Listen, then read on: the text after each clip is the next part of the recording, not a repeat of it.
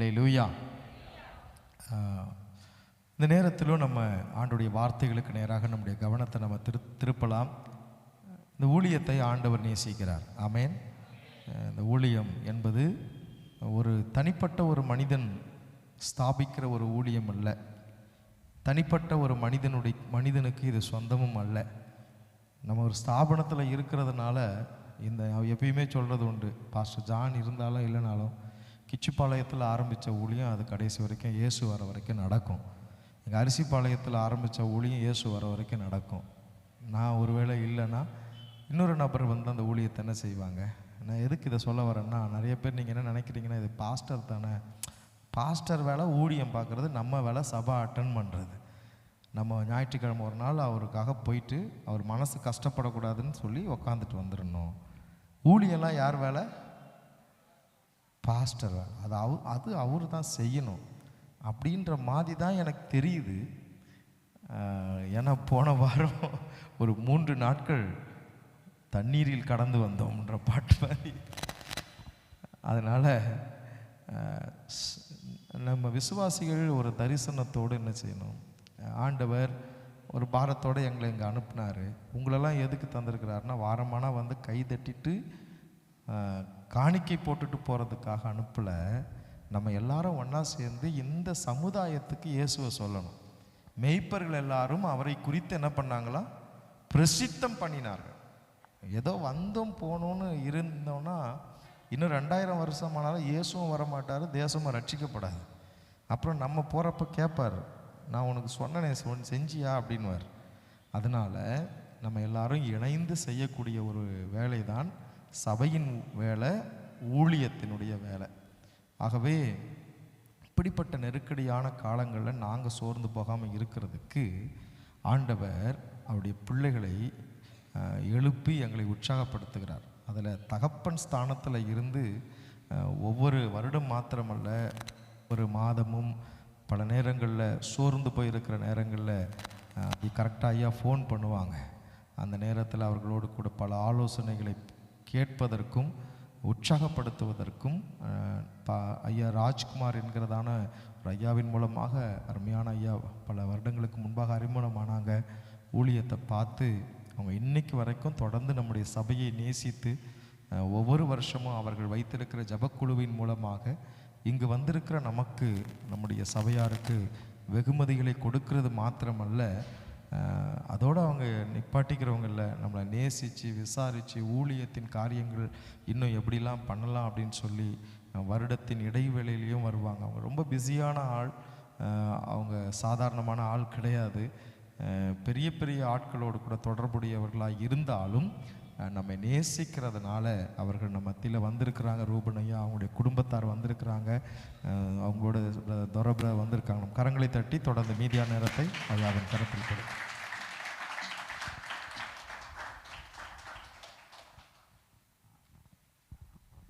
அல்லேலூயா, அல்லேலூயா. கர்த்தர் இரட்சகருமாகிய இயேசு கிறிஸ்துவின் நாமத்தில் வாழ்த்துக்கிறேன். இந்த சபையின் பிரிஸ்டை அன்று வருவதற்கு கர்த்தர் சிலாக்கியம் பாராட்டினார். அதற்கு பிறகு இன்றைக்கு அவருடைய பிறப்பின் நற்செய்தியை அறிவிக்க முடியாகவும் சந்தோஷத்தை பகிர்ந்து கொள்ள முடியாகவும் எல்லாத்துக்கும் மேலே உங்களை நேருக்கு நேர் காண முடியாமல் கர்த்தர் இந்த நாளை முன்குறித்து அழைத்து வந்திருக்கிறார். அது தேவனுக்கு நான் நன்றி செலுத்துகிறேன். ஹல்லேலூயா, ஹல்லேலூயா. சரி, கர்த்தர் நல்லவர். இப்பொழுது நாம் கர்த்தருடைய வார்த்தைக்கு நேராக கடந்து செல்லலாம். கண்களை மூடுவோம், தேவன் நோக்கி பார்ப்போம். ஹல்லேலூயா. நாம் ஆராதிக்கிற தேவன் ஜீவனுள்ள தேவன். அவர் நம்மை காண்கிற தேவன், நம்மோடு கூட பேசுகிற தேவனுமாய் இருக்கிறார். நமக்காக யாவற்றையும் செய்து முடித்த தேவனுமாய் இருக்கிறார். நமக்காக ஒரு ராஜ்யத்தை ஆயத்தம் பண்ணி நம்மை அங்கே அழைத்து செல்லும்படியாய் அவர் ஆயத்தமாய் இருக்கிறார். அந்த நாளுக்காக நாம் ஆயத்தப்பட வேண்டும்.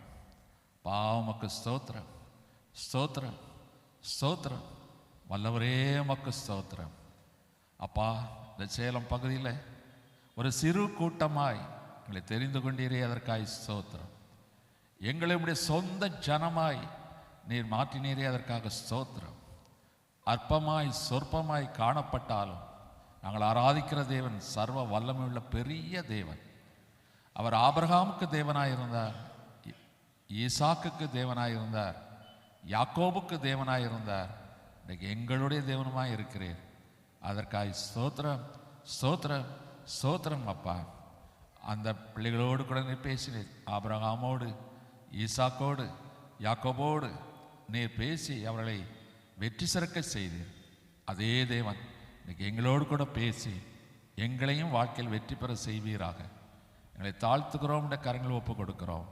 இயேசு கிறிஸ்துவின் வல்லமை உள்ள நல்ல நாமத்தில் பிதாவே.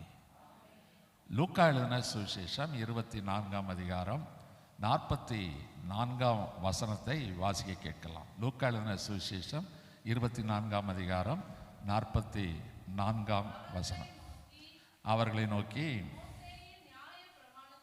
மோசேயின் நியாய பிரமாணத்திலும் தீர்க்கதரிசிகளின் ஆகமங்களிலும் சங்கீதங்களிலும் என்னை குறித்து எழுதியிருக்கிறவைகள் எல்லாம் நிறைவேற வேண்டியதென்று நான் உங்களோடு இருந்தபோது உங்களுக்கு சொல்லிக்கொண்டு வந்த விசேஷங்கள் இவைகளே என்றார். இயேசு கிறிஸ்துவின் வாழ்க்கையின் ஒரு சுருக்கம். இயேசு கிறிஸ்து மரித்தார், உயிர்த்தார். சீஷர்களோடு ஒரு 40 நாட்கள் அவர் தரிசனமாய் காணப்பட்டார். அவர் எடுத்துக்கொள்ளப்படுவதற்கு முன்பே அவர் சீஷர்களுக்கு இந்த காரியத்தை சொல்லுகிறார். என்னை பிதா எதற்காக அனுப்பினாரோ அந்த காரியத்தை எல்லாம் நான் நிறைவேற்றி விட்டேன். ஆகவே நான் இப்பொழுது நான் கடந்து போகிறேன். என் பணியை நீங்கள் செய்ய வேண்டும். என்னை குறித்து மோசேயினுடைய பிரமாணங்கள் சொல்லப்பட்டிருக்கிறது. தீர்க்கதரிசிகள் எல்லா ஆகமங்களிலும் எழுதியிருக்கிறார்கள். தாவீது தன் சங்கீதத்திலே பாடியிருக்கிறான். எல்லாம் நிறைவேறிற்று. தீர்க்கதரிசனங்கள் யாவும் நிறைவேறிற்று. நான் இப்பொழுது கடந்து போகிறேன். அப்போ நான் வந்ததின் நோக்கத்தை என் தேவன் நிறைவேற்றி விட்டார். அப்போ இயேசு கிறிஸ்துடைய பிறப்பை நாம் இன்றைக்கு நினைத்து அதை அனுசரித்து சந்தோஷமாய் கொண்டாட ஆரம்பித்திருக்கிறோம். ஒரு பிறப்பு என்பது ஒரு சந்தோஷம். ஒரு குழந்தை பிறந்தால் அந்த வீட்டுக்கு ஒரு பெரிய சந்தோஷம். அது முதல் வருடத்தை நாம் நினைவு கூர்ந்து மிக சிறப்பாய் அதை கொண்டாடுவோம். ஒவ்வொரு வருஷமும் நமக்கு பிறந்த நாள் என்பது ஒரு விசேஷ நாளாக நாம் நினைப்பூட்டுகிறோம். இன்றைக்கு 2000 வருடங்களாகியும் இயேசு கிறிஸ்துடைய பிறந்த நாளை நாம் மிகுந்த மகிழ்ச்சியாய் கொண்டாடுகிறோம். நல்லது. இப்போ இன்றைக்கு நாம் இயேசு கிறிஸ்துக்களாய் பிறந்திருக்கிறோம், புது சிருஷ்டியாய் மாற்றப்பட்டிருக்கிறோம். அப்போ நாம் இந்த உலகத்தில் பிறந்திருக்கிறோம். எப்படி இயேசு கிறிஸ்து மனுஷனாய் பிறந்ததற்கு ஒரு நோக்கம் இருந்ததோ அதே போல உங்களுடைய பிறப்பை குறித்தும் ஒரு நோக்கம் இருக்கிறது. நோக்கம் இல்லாமல் கர்த்தர் யாரையும் இந்த பூமிக்கு அனுப்புவதில்லை. நோக்கம் இல்லாமல் யாரையும் ரட்சிப்பதும் இல்லை. நோக்கம் இல்லாமல் ஒரு சபையில் அவர் நாட்டுவதும் இல்லை. எல்லாத்துக்கும் ஒரு பர்பஸ் உண்டு. இப்போ பர்பஸ் ஆஃப் லிவிங் என்று சொல்வார். நம்முடைய வாழ்க்கைக்கு ஒரு நோக்கம் உண்டு. சரி, இங்கே வந்திருக்கிற ஒவ்வொருவரையும் பார்த்து ஒரு கேள்வி கேட்போமானால், ஐயா உங்கள் வாழ்க்கையின் லட்சியம் என்ன என்றால், இளைஞர்கள் சொல்வார்கள், நான் கலெக்டராக வேண்டும், டாக்டராக வேண்டும். நல்ல கனவுகள், நல்ல ஆசைகள். நான் ஒரு பெரிய தொழில் செய்ய வேண்டும். ஊழியத்தின் அழைப்பை பெற்றவர்கள், நானும் பெரிய ஊழியக்காரனாய் மாற வேண்டும், பல சபைகளை ஸ்தாபிக்க வேண்டும். ஸ்திரீகள் என்ன சொல்வார்கள், ஏதோ கடைசி வரைக்கும் கூட கஞ்ச பிரச்சனை இல்லாமல் வாழ்ந்து ஓடிட்டா நல்லது. அது அவருடைய ஆசை கனவுகளாக. நம்ம என்ன நினைக்கிறோம் அதான வாய்க்கும். நம்முடைய சித்தம் போல தான் வாழ்க்கை. அப்போ ஒவ்வொருவருடைய வாழ்க்கையிலும் ஒரு நோக்கம், ஒரு லட்சியம் இருக்கிறது. ஆனால் அதை அடைவதற்கு பல முயற்சிகளை செய்கிறார்கள். ஆனால் தேவனுக்கும் உங்களை குறித்து ஒரு நோக்கம் உண்டு. இன்னைக்கு அந்த பிறப்பின் நோக்கத்தை நாம் அறிந்து கொள்ள வேண்டும். ஏன் நாம் இந்த பூமியில் பிறந்தோம், நாம் எதற்காக இயேசு கிறிஸ்துவுடைய பிள்ளைகளாய் மாறினோம், அதனுடைய நோக்கம் என்ன, பிறப்பின் ரகசியம் என்ன என்பதை நாம் இன்றைக்கு இயேசு கிறிஸ்துவுடைய பிறப்பின் காரியத்திலிருந்து நாம் இன்றைக்கு கற்றறிந்து அதை நம்முடைய வாழ்க்கையில் ஏற்றுக்கொள்ள வேண்டும். அதுதான் இயேசு கிறிஸ்துவுக்கு இந்த பிறந்த நாளில் நீங்கள் கொடுக்கக்கூடிய மிக சிறந்த கிஃப்டாக கருதப்படும். ஹல்லேலூயா. இன்னைக்கு நாம் ஏன் பிறந்திருக்கோம்? இன்னைக்கு நிறைய பேர் கேட்டால் சொல்லுவாங்க, இந்த மண்ணுக்கு பாறையா, இந்த மண்ணுக்கு பாரமாக போகிறதுக்கு. தரதுலேயே சுற்றுறவங்க அப்படி தானே சொல்லுவாங்க. இவன் ஊருக்கும் பிரயோஜனம் இல்லை, யாருக்கும் பிரயோஜனம் இல்லை, இந்த மண்ணுக்கு பாரம். சிலவங்க சொல்லுவாங்க, எதுக்கு தான் என்ன ஆண்டவன் படைச்சானோ? இது சரியான கேள்வி. எதுக்கு தான் என்ன படைச்சானோ? படைச்சவருக்கு நோக்கம் இருக்கு, நமக்கு தான் தெரில. தமிழகத்தை ஒருவர் ஆண்டார். அவர் சிறந்த கொடை வள்ளல். அவர் ஒரு சுயசரிதை எழுதினார், நான் ஏன் பிறந்தேன். ஆனந்த விடன் பத்திரிகையில் அன்றைக்கி ஒரு 2 வருடங்கள் அந்த தொடர் வந்தது. அவருடைய சுயசரிதை. நானும் அந்த நாட்களில் அதை படித்திருக்கிறேன். நான் கல்லூரி படித்த நாட்களில் பார்த்தால் அது 44 வாரம் ஆகியும் அவர் கடைசி வரைக்கும் நான் ஏன் பிறந்தேன்னு அவருக்கு தெரியவே இல்லை. அவர் வாழ்க்கையில் சில சம்பவங்களை தான் எழுதியிருக்கிறாரு ஒழிய அவருக்கு கடைசி வரைக்கும் அந்த கேள்வியோடே போயிட்டார், நான் ஏன் பிறந்தேன். அவருக்கே தெரில. ஆனால் அவரையும் நாம் கொண்டாடுறோம். ஏன்னா அவர் செய்த நல்ல சில காரியங்களை வைத்து நினைப்போட்டோம். சரி, தவறில்லை. அப்போ நம்முடைய வாழ்க்கையில் நாம் எதற்காக கிறிஸ்துக்குள் பிறந்திருக்கிறோம், கிறிஸ்துக்குள் இருக்கிறோம், ஏன் பிறந்தோம் என்பதை குறித்து நாம் சில காரியங்களை அறிந்து கொள்ள வேண்டும். முதல்ல இயேசு கிறிஸ்துடைய பிறப்பின் ரகசியத்தை நாம் தெரிந்து கொள்ள வேண்டும். எதற்காக இயேசு கிறிஸ்து பிறந்தார்? லூக்கா எழுதின சுவிசேஷம் 1ஆம் அதிகாரம் 31 33 வரைக்கும் வாசிக்க கேட்கலாம்.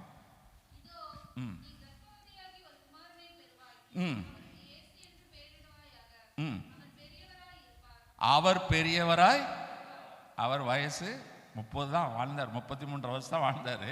ஆனால் அவர் பெரியவராய் இருப்பார். இன்னைக்கு வரைக்கும் இயேசு கிறிஸ்துவின் நாமத்துக்கு இணையாய் ஒரு நாமம் கிடையாது. எல்லா நாமத்துக்கும் மேலான நாமம் யாருக்கு இருக்கு? இயேசு கிறிஸ்துடைய நாமம் தான் இருக்கிறது. சரி, அவர் உன்னதமானவருடைய தேவனுடைய குமாரன் என்று சொல்லப்படுவார்.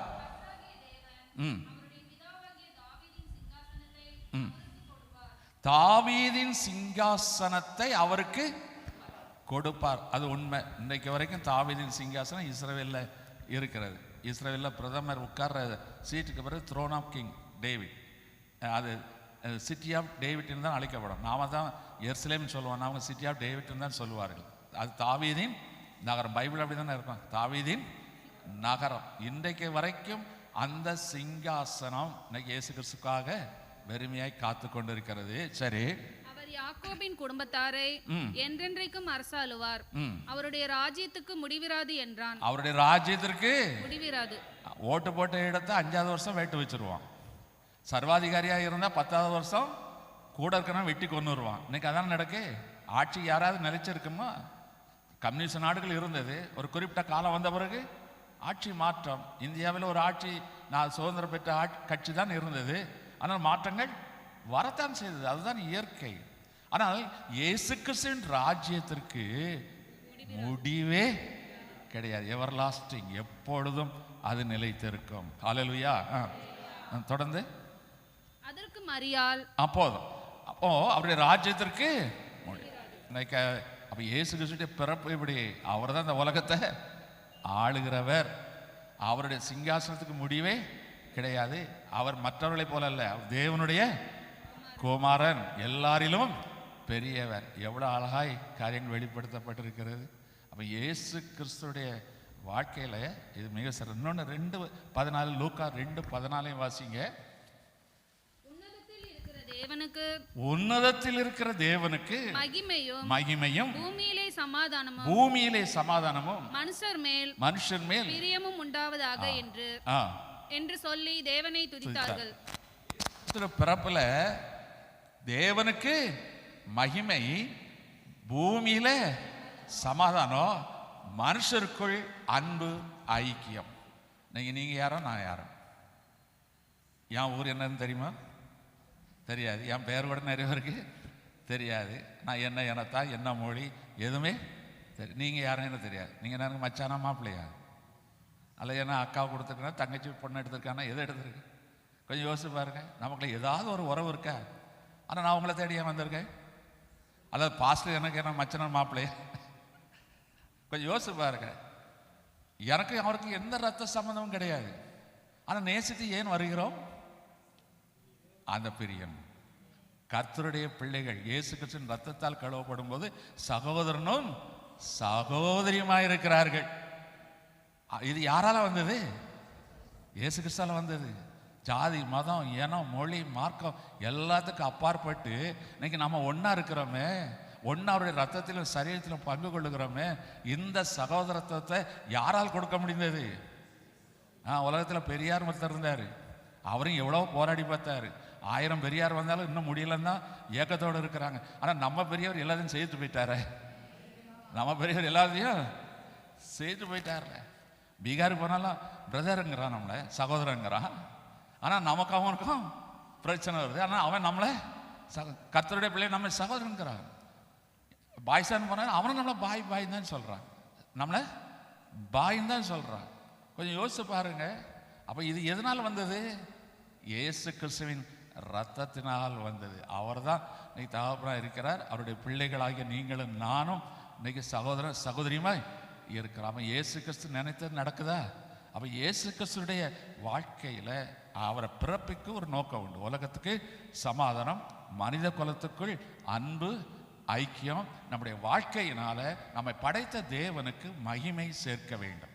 இதுதான் நம்முடைய பிறப்பின் ரகசியம். இதுதான் இயேசு கிறிஸ்துடைய வாழ்க்கையிலும், மனுஷனாய் பிறந்த இயேசு கிறிஸ்துடைய வாழ்க்கையிலும் இதுதான் ரகசியம். அந்த ரகசியத்தை தான் கர்த்தர் நமக்கும் வைத்திருக்கிறார். ஹல்லேலூயா. இன்னும் சில இடங்களில் இயேசு கிறிஸ்து சொல்லுவார், அவர் எல்லாரும் ஒரு புரட்சியாளர், அவர் ஆட்சியை கவிழ்க்க வந்தவர், யூத பாரம்பரியத்தை முறிக்க வந்தவர் அப்படியெல்லாம் சொல்லி அவரை ரொம்ப குற்றச்சாட்டுவாங்க. எங்களுக்கு மோசேயுடைய பிரமாணம் தான் பெருசு, அதெல்லாம் இவர் சீர்குலைக்க வந்தார் என்று சொல்லி இவரை ஒரு தீவிரவாதியாக அன்றைக்குள்ளவர்கள் என்ன செய்தார்கள்? முத்திரை குத்த பார்த்தார்கள். ஆனால் இயேசு கிறிஸ்து என்ன சொன்னார்? அவர் வந்ததின் நோக்கத்தை சொல்லுகிறார். மத்தேயு 5ஆம் அதிகாரம் 17ஆம் வசனத்தில், நீங்கள் நினைக்கிற மாதிரி இல்லை, நான் மோசேயின் பிரமாணத்தை நிறைவேற்றவே வந்தேன் தான் சொல்றார். நான் மோசேயின் பிரமாணத்தை நிறைவேற்றவே வந்தேன் என்று சொல்லுகிறார். மத்தேயு எழுதின சுவிசேஷம் 26ஆம் அதிகாரம் 39ஆம் வசனத்தையும் வாசிங்க. மத்தேயு 26:9. அப்புறம் போய் முகங்குப்புற விழுந்து, என் பிதாவே, இந்த பாத்திரம் என்னை விட்டு நீங்க கூடுமானால் நீங்கும்படி செய்யும், ஆகிலும் என் சித்தத்தின்படி அல்ல உம்முடைய சித்தத்தின்படியே ஆக கடவுது என்று ஜெபம் பண்ணி. அப்ப இயேசு கிறிஸ்து எதுக்கு வந்தாரா? பிதாவின் சித்தத்தை நிறைவேற்ற வந்தார். இன்னைக்கு உங்களுடைய வாழ்க்கையிலும் இன்னைக்கு மனுஷராய் பிறந்து வாழ்ந்து கொண்டிருக்கிறீர்கள் என்றால் பிதாவின் சித்தத்தை நிறைவேற்றுவதற்காகத்தான் கர்த்தர் உங்களை சிருஷ்டித்திருக்கிறார். ஹல்லேலூயா. அப்ப அந்த பிதாவின் சித்தம் என்ன, இறைவனின் சித்தம் என்ன, இறைவனுடைய விருப்பம் என்ன, அப்ப அதை நாம் தெரிந்து கொள்ள வேண்டும். மத்தேயு எழுதின சுவிசேஷம் 18ஆம் அதிகாரம் 14ஆம் வசனத்தில் இதெல்லாம் கொஞ்சம் தெரிந்து கொள்ளுங்கள். ஏன்னா ஒரு கிறிஸ்துமஸ் நம்ம ஏன் கொண்டாடுறோங்கிறது தெரியணும். கேள்வி கேட்குறவங்க பதில் சொல்லணும். மத்தேயு 18:14. அவன் செவி கொடாமல் போனால் இந்த சிறியர் இவ்விதமாக இந்த சிறியரில் ஒருவராயிலும் கெட்டு போவது, ஒரு மனுஷன் கெட்டு போவது, தேவன் தான் எல்லாரையும் படைத்தாரு. இன்னைக்கு அவரை அறிகிற அறிவு கிருபையினால் நமக்கு கிடைத்து விட்டது ரட்சிப்பு. ஆனா எல்லா மக்களும் கெட்டு போக வேண்டும் அவர் நினைக்கல, அவர்களும் திருந்த வேண்டும். அதனால தான் நீடிய பொறுமையா இருக்கு. இன்னைக்கு அநேகம் கேட்பாங்க, ஏன் இயேசு கிறிஸ்து வருவேன்னு சொன்னார், ஏன் வரல? இந்த ஒரு வார்த்தையினால தான். இன்னைக்கு நம்ம குறிப்பிட்ட ஒரு சிலர் தான் இன்னைக்கு ராஜ்யத்துக்கு சொந்தக்காரர்களாய் மாறி இருக்கிறோம். ஆனால் நம்மை சுற்றிலும் 90% மக்கள் இந்த ரட்சிப்பின் சந்தோஷத்தையும் அந்த ரட்சிப்புக்கு காரணகர்த்தாவை இருப்பவரையும் அறியாமல் இருக்கிறார்கள். அப்போ அந்த மக்கள் கெட்டு போக கூடாது என்பதற்காக கர்த்தர் பொறுமையோடு இருக்கிறார். ஏன் நமக்கு கொடுத்தது போல அவருக்கு கொடுக்கலாமே? ரட்சிப்பு அவர்களுக்கு கொடுக்கலாம். நமக்கு ரட்சிப்பு எப்படி வந்தது? ஏற்கனவே கிறிஸ்துவை அறிந்த மிஷினரிகள் நமக்கு வந்து சொன்னார்கள், பாரம்பரியமா அது சொன்னார்கள். அந்த வார்த்தைகளை கேட்டோம், கிருபை விசுவாசித்தோம், கிருபையினால் இன்னைக்கு நாம் ரட்சிக்கப்பட்டோம். அப்ப இந்த இயேசு மற்றவர்களுக்கு அறிவிக்காவிட்டால் எப்படி அவர்களுக்கு இருக்கிற கிருபை வேலை செய்யும்? வசனத்தை நாம சொல்லாமல் போனால் கிருபை எப்படி வேலை செய்யும்? அவனுக்குள்ள கிருபை இருக்கு. ஏன்னா படைக்கும் போதே கிருபை வைத்திருக்கிறார், விசுவாசத்தை வச்சிருக்கிறார். ஆனா வசனம் போனா தான் கிருபையும் விசுவாசம் சேர்ந்து பாவத்தை நிவர்த்தியாக்கும். அதனால தான் பாஸ்டர் சொன்னார்ல, நீ சும்மா கேட்க வேண்டிட்டு அப்படிலாம் இருக்கக்கூடாது. 4 பேருக்கு போய் என்ன செய்யணும்? சொல்லணும். கர்த்தரை குறித்து சொல்லணும் சொன்னாரா இல்லையா? ஆனால் சொல்லுங்க. நீங்கள் மெகாஃபோன் வச்சு அதெல்லாம் சொல்ல வேண்டாம். பக்கத்து வீட்டுக்காரங்க இருப்பாங்க, இயேசு கிறிஸ்து நல்லவர், அவரை வந்து பாருங்கள் அப்படின்னு சொல்லி அவருடைய அன்பை நீங்கள் சொல்ல வேண்டும். ஹல்லேலூயா. அப்ப சுவிசேஷத்தை சொல்லாமல் போனால் எனக்கு ஐயோ, என் தலையில நான் மண்ணவாரி அள்ளி போட்ட மாதிரி தான். அப்ப எல்லார் மேலும் விழுந்த கடமை.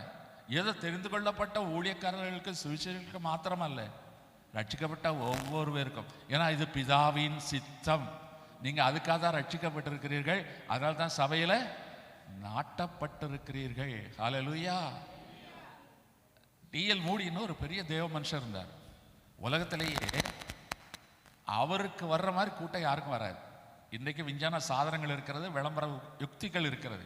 ஆனால் அந்த நாட்கள் அப்படி கிடையாது.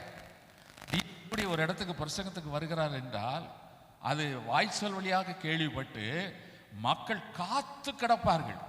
அவர் வருகிற நாளுக்காக அந்த பட்டணத்தில் காத்து கிடப்பார்கள். ஆனால் அந்த டிஎல் மூடி கிருபையை ஆண்டவர் ஏற்றுக்கொண்டார். ஏற்றுக்கொண்டு அவர் என்ன ஊழியம் செய்தார் தெரியுமா? அவருக்கு இன்னும் பிரசங்கெல்லாம் பண்ண தெரியாது. அப்போ ஞாயிற்றுக்கிழமை ஆலயத்துக்கு போகிற ஆலயம் வெறுமையாக இருக்கும். அவருக்கு மனசு வீதிகளில் போவார். வீதிகளில் சும்மா தெருவில் உட்கார்ந்துட்டு இருக்கிறவளை அழைத்து பார்ப்பார். எல்லாரும் ஒரு மேலே கல்லறிவாங்க, விரட்டி விடுவாங்க, ஒருத்தரும் வரமாட்டாங்க.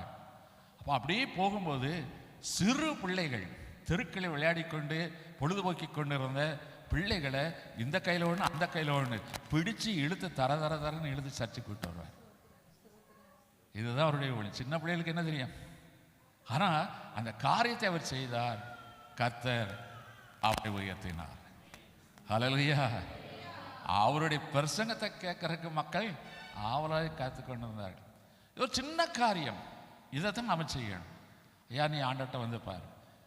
நமக்கு தெரியாது, வேதத்தின் அநேக ரகசியங்கள் தெரியாது. ஆனால் உங்களை வழிநடத்த ஒரு போதகருக்கு தெரியும்.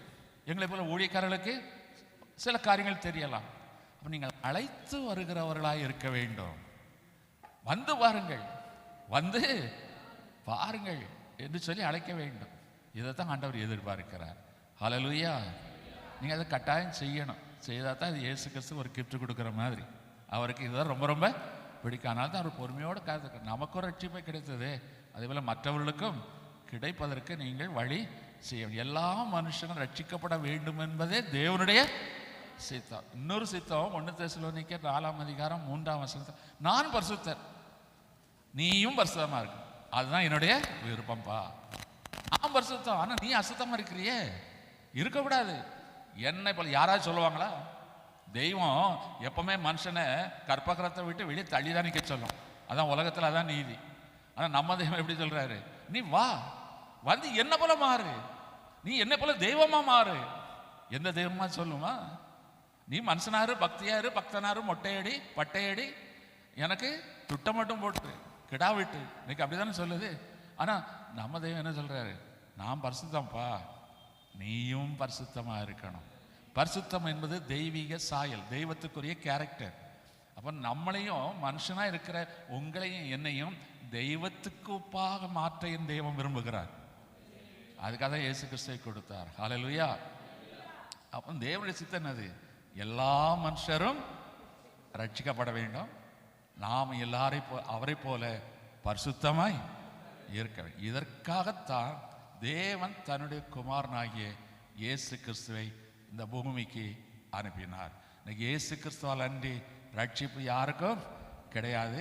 அவர் சிந்தின ரத்தத்தினால் அன்றி யாருக்கும் பரிசுத்தம் கிடைக்காது. ஹல்லேலூயா. சரி, இதுதான் இயேசு கிறிஸ்து பிறந்ததுக்குரிய நோக்கம். சரி, இயேசு கிறிஸ்து பிறந்ததுக்குரிய நோக்கத்தை சொல்லிட்டீங்க. இப்போ நானும் பிறந்திருக்கிறேனே, நானும் இயேசு கிறிஸ்துடைய பிள்ளை தானே. அப்போ என்னை குறித்தான நோக்கங்கள் என்ன என்ற ஒரு கேள்வி எழும்போம். அதுக்கான பதில் நான் சொல்லுகிறேன். இன்னைக்கு கர்த்தர் நம்முடைய வாழ்க்கையில் சில காரியங்கள் செய்வதற்காகத்தான் நம்ம நியமித்திருக்கிறார். அதில் குறிப்பாக இயேசு கிறிஸ்துடைய வாழ்க்கையில் நடந்த சில சம்பவங்களை சொல்லுகிறேன். யோவான் எழுதின சுவிசேஷம் 2ஆம் அதிகாரம் 5ஆம் வசனத்தை வாசிக்க கேட்கலாம்.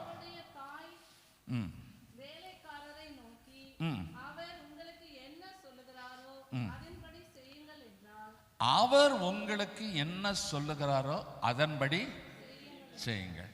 இயேசு கிறிஸ்துடைய தாயாரும் இயேசு கிறிஸ்துவும் அவருடைய சீஷர்கள் சிலரும் என்ன செய்யப்பட்டாரோ, கல்யாணத்துக்கு அழைக்கப்பட்டார்கள். யூதருடைய கல்யாணம் 3 நாள் நடக்கும். அந்த 3 நாளும் ரொம்ப சிறப்பாக நடக்கும். அதில் கடைசி நாள் திராட்சை ரசம் பரிமாறுவார்கள்.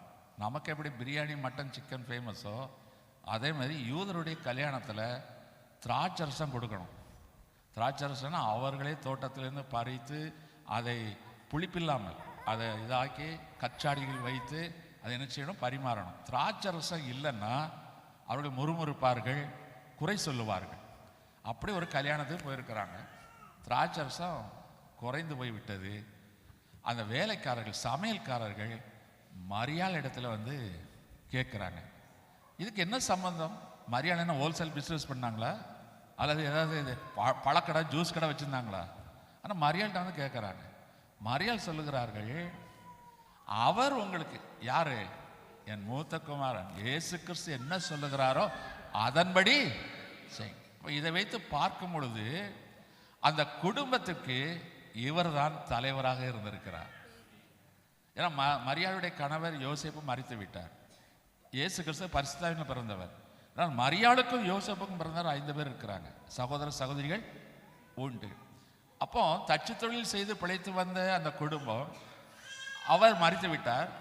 அந்த குடும்பத்தின் பொறுப்பை யார் எடுத்திருக்கிறார்? இயேசு கிறிஸ்து. இவர் தேவகுமாரன். ஆனால் ஒரு குடும்பத்தின் பொறுப்பை அவர் தலைமை எடுத்திருக்கிறார். அப்போ அந்த குடும்பத்தில் கஷ்டங்கள் வரும்பொழுதெல்லாம் மரியாள் யாரை தான் பார்த்துருக்கிறாங்க? இயேசு கிறிஸ்து. அவர் அதை நிவர்த்தி செய்திருக்கிறார். அற்புதம் செய்தார் என்று சொல்லி ரோமன் கத்தோலிக்க வேதாகமத்தில் நிறைய எழுதப்பட்டிருக்கும். சிறு குழந்தையாக இருக்கும்போது பலத்த அற்புதங்களை எல்லாம் செய்திருப்பதாக எழுதப்பட்டிருக்கிறது. அது நம்ம தான் மெயின், அது உண்மை. ஏன்னா இயேசு கிறிஸ்து எப்பொழுதும் அற்புதம் செய்கிறவர் தானே, அது உண்மை. அப்போ நம்ம இப்போ கடைபிடிக்கிற வேதாகமத்தில் அதெல்லாம் எழுதப்படவில்லை, ஆனால் அது உண்மை. அதனால தான் சொல்கிறாங்க, அவர் என்ன சொல்கிறாரோ உங்களுக்கு அதன்படி சரி. இதை வைத்து நாம் பார்க்கும் பொழுது நமக்கென்று ஒரு குடும்பத்தை கர்த்தர் கொடுக்கிறார். யாரையும் நமக்கு குடும்பம் இல்லாத வாழ்க்கை கிடையவே கிடையாது. நாம் பிள்ளைகளாய் பிறக்கிறோம். ஒரு 25 வயது வரைக்கும் பெற்றவர்களுக்கு பிள்ளைகளாக இருக்கிறோம். அதற்கு பிறகு நாம் ஒரு குடும்பமாய் ஃபேமிலி லைஃப் எல்லாருக்கும் கொடுக்கப்பட்டிருக்கிறது. மனுஷகுமாரனாய் வந்த இயேசு கிறிஸ்துக்கு திருமண வாழ்க்கை கிடையாது, ஆனால் குடும்ப வாழ்க்கை உண்டு. 30 வருஷம் குடும்பத்தில் வாழ்ந்தவர். ஒரு தகப்பன் மரித்த பிறகு அந்த தாய்க்கு அனுசரணையாக தனக்கு அந்த மரியாளுக்கு பிறந்த பிள்ளைகளுக்கு ஒரு சகோதரனாக அவர் நின்று அந்த குடும்பத்தை உழைத்து பிழைத்து காப்பாற்றி இருக்கிறார். ஹல்லேலூயா. இன்னைக்கு நம்முடைய குடும்பங்களில் யோசிச்சு பாருங்க, குடும்பத்தை குறித்த ஒரு பொறுப்பு நமக்கு இருக்கணும். ஆண்களுக்கும் இருக்கணும், பெண்களுக்கும் இருக்கணும். குடும்பம் என்பது ஒரு சக்கரம் மாதிரி. கணவன், மனைவி, பிள்ளைகள் 3 பேரும் சரியாக இருக்க வேண்டாதான் குடும்ப வாழ்க்கை. அப்போ இயேசு கிறிஸ்துடைய வாழ்க்கையில் பாருங்க, ஒரு குடும்பத்தை குறித்தான அக்கறை உள்ளவராய் அவர் காணப்பட்டார். 2ஆம் அதிகாரம் மன்னிக்கணும், லூக்கா 2ஆம் அதிகாரம் 51ஆம் வசனத்தில் அதையும் வாசிங்க. லூக்கா 2:51.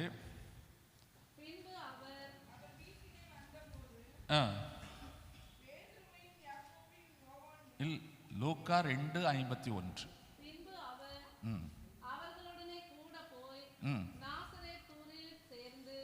அவர்களுக்கு கீழ்ப்படிந்திருந்தார். அவருடைய தாயார் இந்த சங்கதிகள் எல்லாம் தன் இருதயத்திலே வைத்துக் கொண்டார். போதும். இயேசு கிறிஸ்து 30 வயது வரைக்கும் எங்க இருந்தாரு? குடும்பத்தில் இருந்தார். இன்னைக்கு உலகம் ரொம்ப வித்தியாசமா போயிட்டு, பிள்ளைகளை ஆளாக்குறாங்க, நல்லா உருவாக்குறார்கள். ஆனால் என்ன செய்து விடுகிறார்கள்? மறந்து விடுகிறார்கள், பறந்தும் விடுகிறார்கள். உண்மைதானே? இன்னைக்கு முதியோர்களை இல்லத்தில் தள்ளிவிட்டு சென்று விடுகிறார்கள். என்னுடைய மகள் அன்னைக்கு ஒரு காரியத்தை சொல்லி ரொம்ப வேதனையோடு சொல்லி கொண்டு இருந்தாள். அவள் சார்ந்த சபையின் சார்பாக ஒரு முதியோர் இல்லத்துக்கு கிறிஸ்மஸ் நிகழ்ச்சி நடத்துவதற்கு போயிருக்கிறார்கள். போயிட்டு வந்த காரியத்தை பார்த்து, என்னப்பா உலகம் இவ்வளோ மோசமாக இருக்குது. ஏன்னா அவள் பார்த்த உலகம் வேற, ஆனால் இப்போ போய் பார்த்த உலகம் வேற. ஒரு முதியோர் இல்லத்துக்கு போயிருக்கிறார்கள். இவர்கள் எல்லாம் ஒரு இளம் வயது, ஒரு 35-34 வயது உள்ளவர்கள். இவர்களை பார்த்த உடனே அவர்களுக்கு ஆனந்த கண்ணீர். இந்த பிள்ளைகளை தடவுவதும் கெட்டி பிடிப்பதும் அவர்களோடு அன்பாய் பேசுவதும் ஒரே சந்தோஷமா. அவர்கள் ஒரே டான்ஸு பாட்டு. அப்போ சொன்னாலும் நீங்கள் இப்போ போயிடுவீங்க, அதுக்கு நாங்கள் அந்த சோகத்தை பார்த்தா எங்கள் வாழ்க்கை. அப்போ ஒருத்தர் சொன்னாரா, நான் மிலிட்ரியில் மேஜர் ஜெனரல். மிலிட்ரியில் மேஜர் ஜெனரல்னால் அவர் ரிட்டைர்மெண்ட் பணமே 1.5 லட்ச ரூபா வரும் பென்ஷனு. அவ்வளவு பெரிய பதவி, பெரிய கேப்டனாக இருந்தேன். எனக்கு பங்களா இருக்குது, இதே சென்னையில் வீடெல்லாம் இருக்குது. ஆனால் என் பிள்ளைங்க வந்து என்னை இங்கே தள்ளியிருக்காங்க, என்னை இங்கே வந்து தள்ளியிருக்காங்க. நாங்கள் எங்கள் பென்ஷனில் இதை செலவழித்துங்க வாழ்க்கையை நடத்தி கொண்டு இருக்கோம். ஒருத்தர் கூட வர்றதில்லை. நீங்கள் என்னைக்கு வாரீங்க? நீங்களாவது அடிக்கடி போங்க. ஒரு மேஜர் ஜெனரல், எதிரிகளை கண்டு கலங்காதவர், துப்பாக்கியால் எதிரிகளை வீழ்த்துகிற ஒரு போர் வீரர் மனம் உடைந்து நீ காண்கிறார். அல்லேலூயா. கொஞ்சம் யோசிச்சு பாருங்க, இன்னைக்கு மனிதனுடைய வாழ்க்கை எவ்வளவு வேதனைக்குரியதாக இருக்கு. அது சொன்னால் அதில் எல்லாருமே பெரிய பிக் ஷாட்ஸ். இன்னும் சிலர் என்ன செய்திருக்கிறாங்களா, பெற்றவர்கள் எங்களால் கவனிக்க முடியாது, நாங்கள் மாதம் 50,000 ரூபாய் அனுப்புகிறோம், நீங்கள் கவனித்துக்கலாம். இந்த முதியோர் இல்லத்தில் சேர்த்திருக்கிறார். அவருக்கு டிவி இருக்கிறதாம், ஏசி இருக்கிறதாம், ஃப்ரிட்ஜ் இருக்கு, எல்லாம் இருக்கு. ஆனால் பெத்த பிள்ளை கூட இல்லைன்னா அது ஏன், என்ன வாழ்க்கையாது? அப்போ இது யாரை குற்றம் சொல்லுவது? பிள்ளைகளை தான் சொல்லணும். எங்களுடைய சமுதாயம் ஏன் அமெரிக்காவுக்கு இந்த பெற்றோர்களை கூட்டி வைக்க முடியாதா? அந்த எண்ணம் வரலையே. என் அப்பா அம்மா என் கூட தான் இருக்கணும், நான் அமெரிக்கா போனாலும் சரி ஆப்பிரிக்கா போனாலும் சரி என் கூட இருக்கணுங்கிற உணர்வு இன்னைக்கு பிள்ளைகளுக்கு இல்லையே. விட்டுட்டு போக வேண்டும், நாளைக்கு அவன் பிள்ளை அதை செய்யும். இதுதான் கிறிஸ்தவ போதனை இல்லாதனால தான் இன்னைக்கு முதியோர்கள் இல்லைங்களாம் உலகத்தில் ரொம்ப சாபமான காரியம் 2 தமிழ்நாட்டில் இருக்கு. ஒன்று டாஸ்மாக்கு, இன்னொன்று முதியோர் இல்லம். எங்கேயாவது நீங்கள் முதியோர் இல்லத்தை பார்த்தா அதில் நின்று ஜெபம் பண்ணிட்டு போங்க. அப்படி பார்த்தீங்கன்னா உள்ளே போய் ஒரு பாட்டு பாடி அவங்க விசாரிச்சுட்டு வாங்க. இன்னைக்கு அன்புக்காக இயங்குகிற பெரியவர்கள் இன்னைக்கு அந்த மாதிரி இருக்கிறாங்க. எத்தனையோ பேர் அன்வான்ட் லக்கேஜஸ் தூக்கி போட்டுறாங்க. இந்த பழத்தை சாப்பிட்டுட்டு தூக்கி போட்டு பார்த்தீங்கன்னா, ஆனால் அது தெரியாது, அதுதான் மாமரமாக மாகி கனி கொடுக்குங்கிறது தெரியாமல் தூக்கி என்ன செய்துடுறோம், போட்டுறோம். இன்னைக்கு அதே போல் தான் பெரியவர்களுடைய வாழ்க்கை. ஆனால் இயேசு கிறிஸ்து அப்படி செய்யலை. அவர் தெய்வகுமாரன், தகப்பனை இழந்த குடும்பத்திற்கும் மரியாளுக்கும் யோசேப்புக்கும் பிறந்த பிள்ளைகளுக்கும் சகோதரனாக இருந்து அந்த குடும்பத்துக்கு செய்ய வேண்டிய காரியத்தை எவ்வளவு அழகாய் செய்தார். இன்னைக்கு அந்த குடும்ப பொறுப்பு நமக்கு கொஞ்சம் யோசிச்சு பாருங்க. வாலிபர்கள்லாம் யோசிங்க, பெற்றவர்கள் கடைசி வரை கண்கலங்காமல் பார்ப்பேன்னு சொல்லுங்க. எங்களுக்கு பீகார் பயில நிறைய ஊழியங்கள் உண்டு. நீங்கள் பீகாரை பற்றி தவறாக சொல்லுவீங்க. நீங்கள் கேட்டதெல்லாம் உண்மைதான். எக்கனாமிக்கலி சோஷியலி நம்மளை விட 30 வருஷம் பின்னோக்கி இருக்கிறாங்க. அவங்களுடைய வாழ்க்கை தரம் எல்லாமே நம்மளை விட, தமிழ்நாட்டை கம்பேர் பண்ணும்போது 30-40 வருஷத்தில் பின்னோக்கி இருக்கிறார்கள். ஆனால் அவருடைய கலாச்சாரம் இருக்கிறதே ஒரு கிறிஸ்தவ வீட்டில் கூட இல்லை, ஒரு தமிழன்கிட்ட கூட பார்க்க முடியாது. கூட்டு குடும்பம், அவர்கள் படிப்பறிவு இல்லாதவர்கள், விவசாயிகள், விவசாயத்தை தான் செய்வாங்க, எழுத படிக்க தெரியாது. ஆனால் கூட்டு குடும்பம், தகப்பன் தாய்கிட்ட சொல்லாமல் யாரும் வெளியே கிளம்ப மாட்டார்கள். காலை தொட்டு வணங்கி விட்டு ஆசீர்வாதம் வாங்கி விட்டு தான் போவார்கள். ஒரு நாளைக்கு 10 நேரம் வெளியே போனால் 10 நேரம் தாய் தகப்பனை கனம் பண்ணுவார். எங்களுக்கு ஒரு தம்பி டிரைவராக இருப்பான், அவன் இந்த தடவை வரல.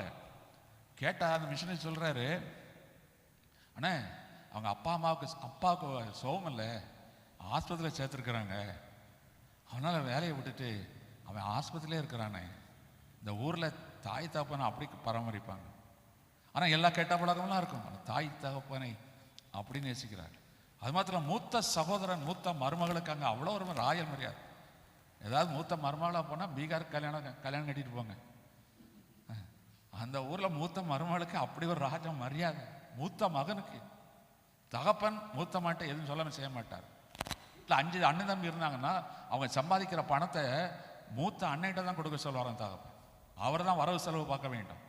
எல்லாம் ஒரே வீட்டில் இருப்பாங்க, எல்லாம் மாடி சுகமான வாழ்க்கை இருக்காது, தான் இருக்கும். ஆனால் ஒரு சகோதர சிநேகம். ஒருத்தர் சோமலன்னா ஆஸ்பத்திரியில் இவர் ஒரு பெட்டில் தான் இருப்பார், ஆனால் 50 பேர் அங்கே நிற்பாங்களாம் அவர் சோகமாகி வீட்டுக்கு வர்ற வரைக்கும். நாம எங்கே இருக்கோம்? நாம 40 வருஷம் முன்னோக்கி இருக்கிறோங்க, நம்ம 50 வருஷம் பின்னோக்கி இருக்கிறோம். கலாச்சாரத்தில் நாம் சீரழிந்து போய்விட்டோம். அறிவும் படிப்பும் பணமும் நாகரிகமும் இன்னைக்கு நமக்கு இந்த குடும்ப கட்டுப்பாடு என்ற இந்த கோட்பாடிலிருந்து நாம் இன்னைக்கு பின்னோக்கி இருக்கிறோம். இதில் நாம் இதை இயேசு கிறிஸ்து கற்றுக்கொள்ள வேண்டும்.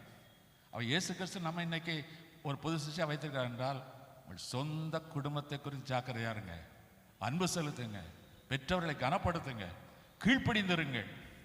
ஒருவேளை அவர்கள் நமக்கு படிப்பை கொடுக்காமல் இருந்திருக்கலாம், செல்வத்தை சேர்க்க முடியாத திராணி உள்ளவர்களாக இருந்திருக்கலாம். ஆனால் அவர்கள் நீ கனப்படுத்தினால் என் பிதா உன்னை கனப்படுத்துவார். ஹல்லேலூயா. இந்த தாற்பயத்தை நம்ம நல்லா தெரிஞ்சுக்கணும். பிள்ளைகள்லாம் நிறைய பேர் இருக்கிறீங்க, கஷ்டப்பட்ட குடும்பத்தில் தான் வந்திருக்கிறீங்க. உங்கள் பெற்றவர்கள் உங்களுக்கு எதுவும் செய்ய முடியாத இயலாமையில் உள்ள பெற்றவர்கள் தான். ஆனால் நீங்கள் பிறந்து வந்திருக்கிறீங்க. அவர்கள் நேசியுங்கள், அன்பு செலுத்துங்கள், கனப்படுத்துங்கள். ஹல்லேலூயா.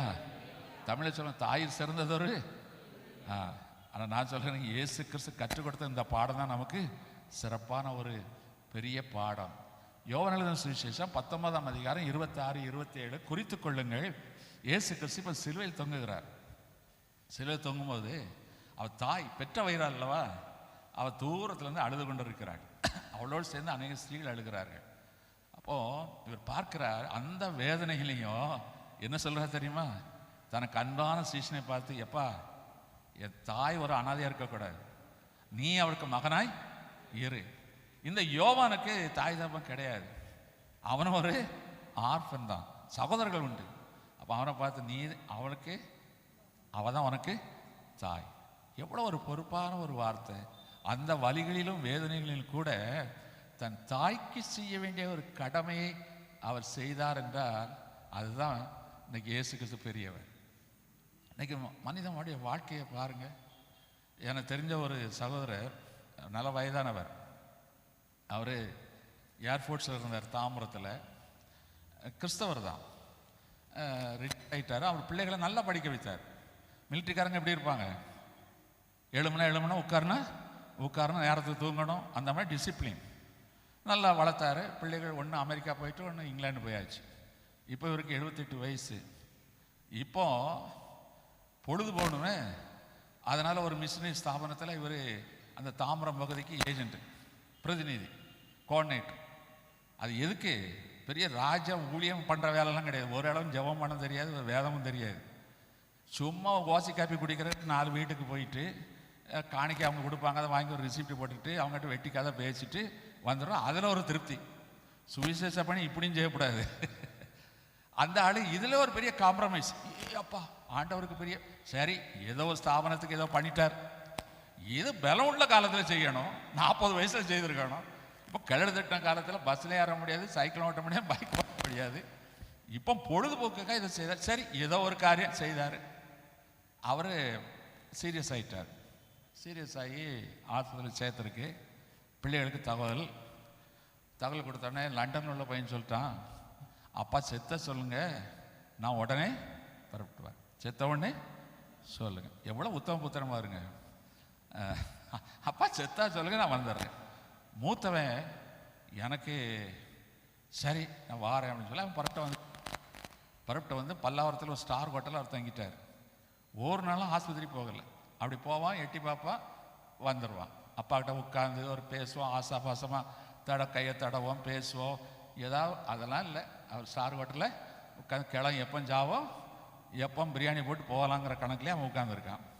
இவர் செத்தா வாரேன் சொன்ன மாதிரி செத்துட்டார். தகவல் போச்சு, அவர் வந்துட்டார். பாடி ஃப்ரீசர்லேருந்து எடுத்தாச்சு, அடக்க ஆராதனை. அவருக்கு நண்பராக இருந்தவர் ஒரு பெரிய சீனியர் பாஸ்டர், அவர் எனக்கு பழக்கம்.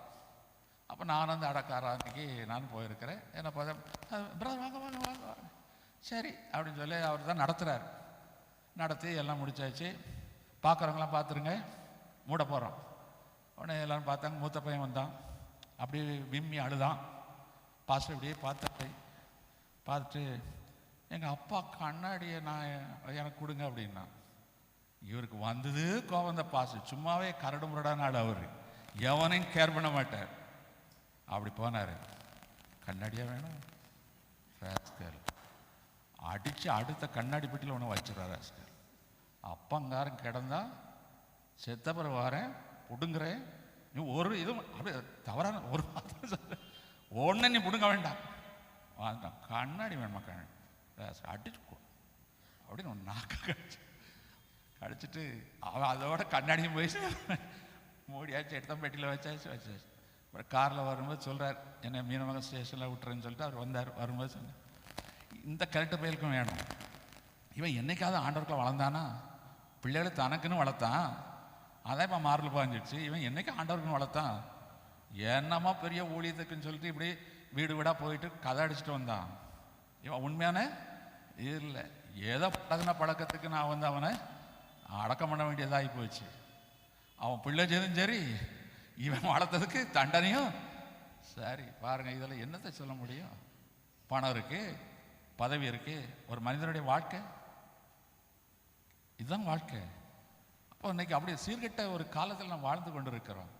நமக்கு இதில் தான் இயேசு கிறிஸ்துவுடைய பிறப்பினுடைய ரகசியத்தையும் நாம் தெரிந்து கொள்ள வேண்டும். அவர் குடும்பத்தை கட்டுகிறவராய், அதனால தான் குடும்பத்துக்கு அவர் தலைவர் என்று சொல்லி அந்த போர்டை போட்டுக்கிறோம். அதான் உண்மை.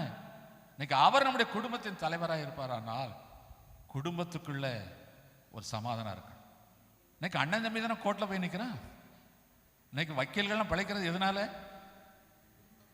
குடும்ப பிரச்சனை, family court, litigation, civil case, legal matters எதில் வருது? அதுவும் சொத்து வச்சுட்டு ஒரு கிளம்பி போயிட்டான்னா பிள்ளைகள் அவ்வளோதான், வாழ்க்கை முழுக்க சொத்து கரையாற வரைக்கும் கோர்ட்டில் தான் நிற்கணும்.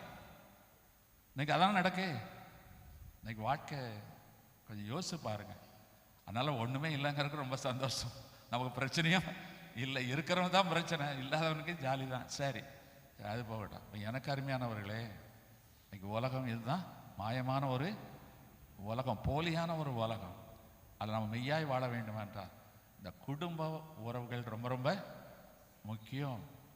1 தீமோத்தேயு 5ஆம் அதிகாரம் 8ஆம் வசனத்தில், உன் குடும்பத்தை விசாரிக்காத ஊழியத்தையும் செய்ய கூடாது. ஊழியக்காரங்களுக்கு உன் சொந்த குடும்பத்தை நீ என்ன செய்யணும்? விசாரிக்கணும். எல்லாரையும் விசாரிங்க, அன்பு செலுத்துங்க. எல்லாரையும் நம்ம அள்ளி கொடுத்து யாருக்கும் நிறைய போகிறதில்லை, அந்த அளவுக்கு நம்மகிட்ட இல்லை. ஆனால் இருக்கிறது இயேசு கிறிஸ்துவின் அன்பு. அதை வச்சு எல்லாத்தையும் அன்பாய் இருங்க. அன்பை கொடுக்கலாமே. அன்புக்கும் ஒரு அடைக்கும் தாழ்வு உண்டோ? அன்பு அள்ளெல்லாம் வந்துக்கிட்டே இருக்கும். அது வத்தாத ஒரு நீர் ஊற்று. எல்லாத்தையும் அன்பா இருங்க, எல்லாத்தையும் நல்லா பழகுங்க, பேசுங்க, அன்பு செலுத்துங்க. அதுக்கு இணையானது ஒன்றுமே இல்லை. அதைத்தானே ஆண்டவர் எதிர்பார்க்கிறார். அப்போ அவர் குடும்பத்துக்கு நாமக்காரனர். இந்த வசனத்தை வாசிக்கலாம்.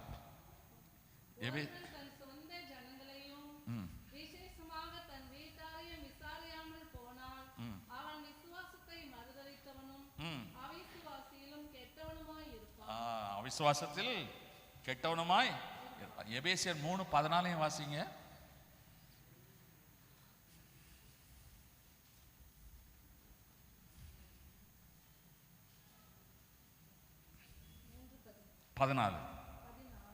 நீங்கள் அவருடைய ஆவியினாலே உள்ளான மனுஷனில் வல்லமையாய் பலப்படவும், விசுவாசத்தினாலே கிறிஸ்து உங்கள் இருதயங்களில் வாசமாய் இருக்கவும், நீங்கள் அன்பிலே வேரூன்றி நிலை பெற்றவர்களாகி சகல பரிசுத்தவான்களோடு கூட கிறிஸ்துவினுடைய அன்பின் அகலமும் நீளமும் ஆழமும் உயரமும் என்னவென்று உணர்ந்து அறிவிக்கட்டாத அந்த அன்பை அறிந்து கொள்ள வல்லவர்களாகவும், தேவனுடைய சகல பரிபூரணத்தினாலும் நிறையப்படவும், அவர் தமது மகிமையினுடைய ஐஸ்வர்யத்தின்படியே உங்களுக்கு அனுகிரகம் பண்ண வேண்டும் என்று வேண்டிக் கொள்கிறேன்.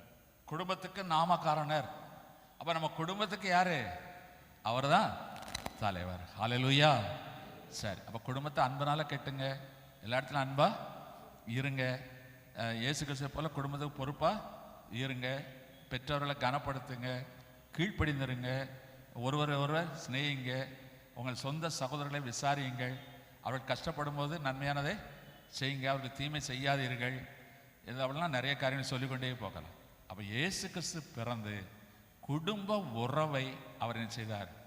புதுப்பித்தார். ஹல்லேலூயா.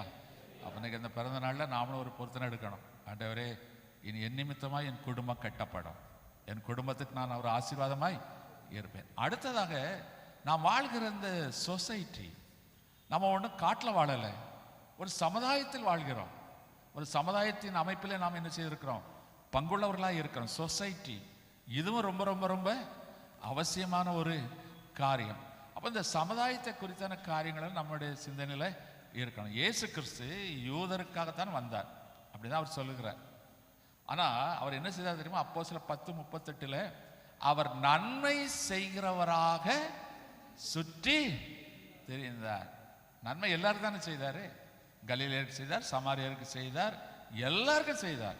தன்னிடத்தில் வந்த அத்தனை பேருக்கும் அவர் நன்மை செய்கிறவராக இருந்தார் என்று சொல்லப்பட்டிருக்கு. அவர் 5 அப்பம் 2 மீன் கொடுக்கும்போது அதில் சாப்பிட்டவர்கள் எண்ணிக்கை எத்தனை? அது புருஷர்கள் மாத்திரம். ஆனால் ஸ்திரீகள் உண்டு, பிள்ளைகள் உண்டு, அது கணக்கில் வரவில்லை. ஒரு 10,000 பேர் வைத்துக்கொள்ளுங்கள். எப்படி ஆண்களே 5,000 பேர் வராங்கன்னா பெண்கள் எப்படியும் 3 மடங்கு தான் இருக்கும். ஒரு சர்ச்சில் ஆண்கள் 20 பேர் வந்தாங்கன்னா பெண்கள் 60 பேர் இருப்பாங்க. உண்மை தானே? அதுதான் இயற்கை. அப்போ 5,000 புருஷர்கள் என்று சொன்னதுக்கு ஆண்டவருக்கே ஆச்சரியம். அப்போ 5,000 பேரையா கூட்டத்துக்கு வந்திருக்கிறாங்க. ஸ்திரீகள் பிள்ளைகள் அதையும் கணக்கு வைத்து பார்க்கும்போது ஏறத்தாழ 10,000 பேர் வைத்துக் கொள்ளுங்க. அதில் சிக்கியாரு, அவர் நாடாரு, அவர் நாயுடு அப்படி பார்த்து சீட்டு போட்டால் சாப்பாடு கொடுத்தாரு இல்லையே. எல்லாரையும் வரிசையாக, எல்லாரும் ஏற்றத்தாழ்வு. எங்க சமத்துவம் வருது? நம்ம ஊர் என்ன செய்வா? நீங்களாம் பந்தியில் கடைசி வாங்க. எங்க ஆளுங்க சாப்பிட்ட பிறகு அவன் விளங்குவான். அவன் எங்க ஆளுங்க சாப்பிட்ட பிறகு மிச்சம் இருந்தா நீங்க ஏய் இவனை யார் பந்தியில் விட்டது? இவனுக்கெல்லாம் பின்னால போடு. கல்யாண வீடுகளில் இன்றைக்கும் நடக்கிற கிறிஸ்தவ கல்யாண வீடுகளில் இன்றைக்கு நடக்கும். தென் மாவட்டங்கள் அதிகமாக நடக்கும். நான்லாம் பார்த்து சும்மா வாங்குன்னு வாங்கிட்டு வந்துடுவேன். நம்ம ஏன் பயப்படணும்? இதுக்காக இயேசு கிறிஸ்து வந்தார்? இதுக்காக நமக்கு கம்யூனியனை கற்றுக் கொடுத்தார்? அன்னைக்கு என்ன செய்தார்? எல்லாரையும் வரிசையாக பந்தி 50 பேராக வரிசையில் உட்கார்ந்தார்கள். அத்தனை பேரும் சாப்பிட்டதை மிச்சத்தை எனக்கு எடுத்து வைங்கள் என்று சொன்னார். நீ சாப்பிட்ட மிச்சத்தை நான் சாப்பிட்றேன். எவ்வளவு ஒரு அன்பு, தாழ்மை, எல்லாரையும் சமமாக பார்க்கிறவர் இயேசு கிறிஸ்து மாத்திரம். அதனால இன்னைக்கு நம்ம ஒரு சமுதாயத்துக்குள்ள இருக்கிறோம். எல்லாரையும் சமமாக பாருங்க. அவன் உயர்ந்தவன், அவன்கிட்ட பணம் இருக்கு. இவன் ஜாதியில் உயர்ந்தவன், அவன் பாரம்பரிய ஜாதி, பெரிய குடும்பம் இல்லை. அவன் ஏழை, அவன் படிக்காதவன், அவன் குடிகாரன். இந்த ஏற்றத்தாழ்வு கிறிஸ்தவ வாழ்க்கையில் வரவே கூட. எல்லாரும் சமம். 50 பேரும் பந்தியில் வரிசையா இருக்கணும். எல்லாரையும் ஏற்றத்தாழ்வு பார்க்காதீர்கள். ஹல்லேலூயா.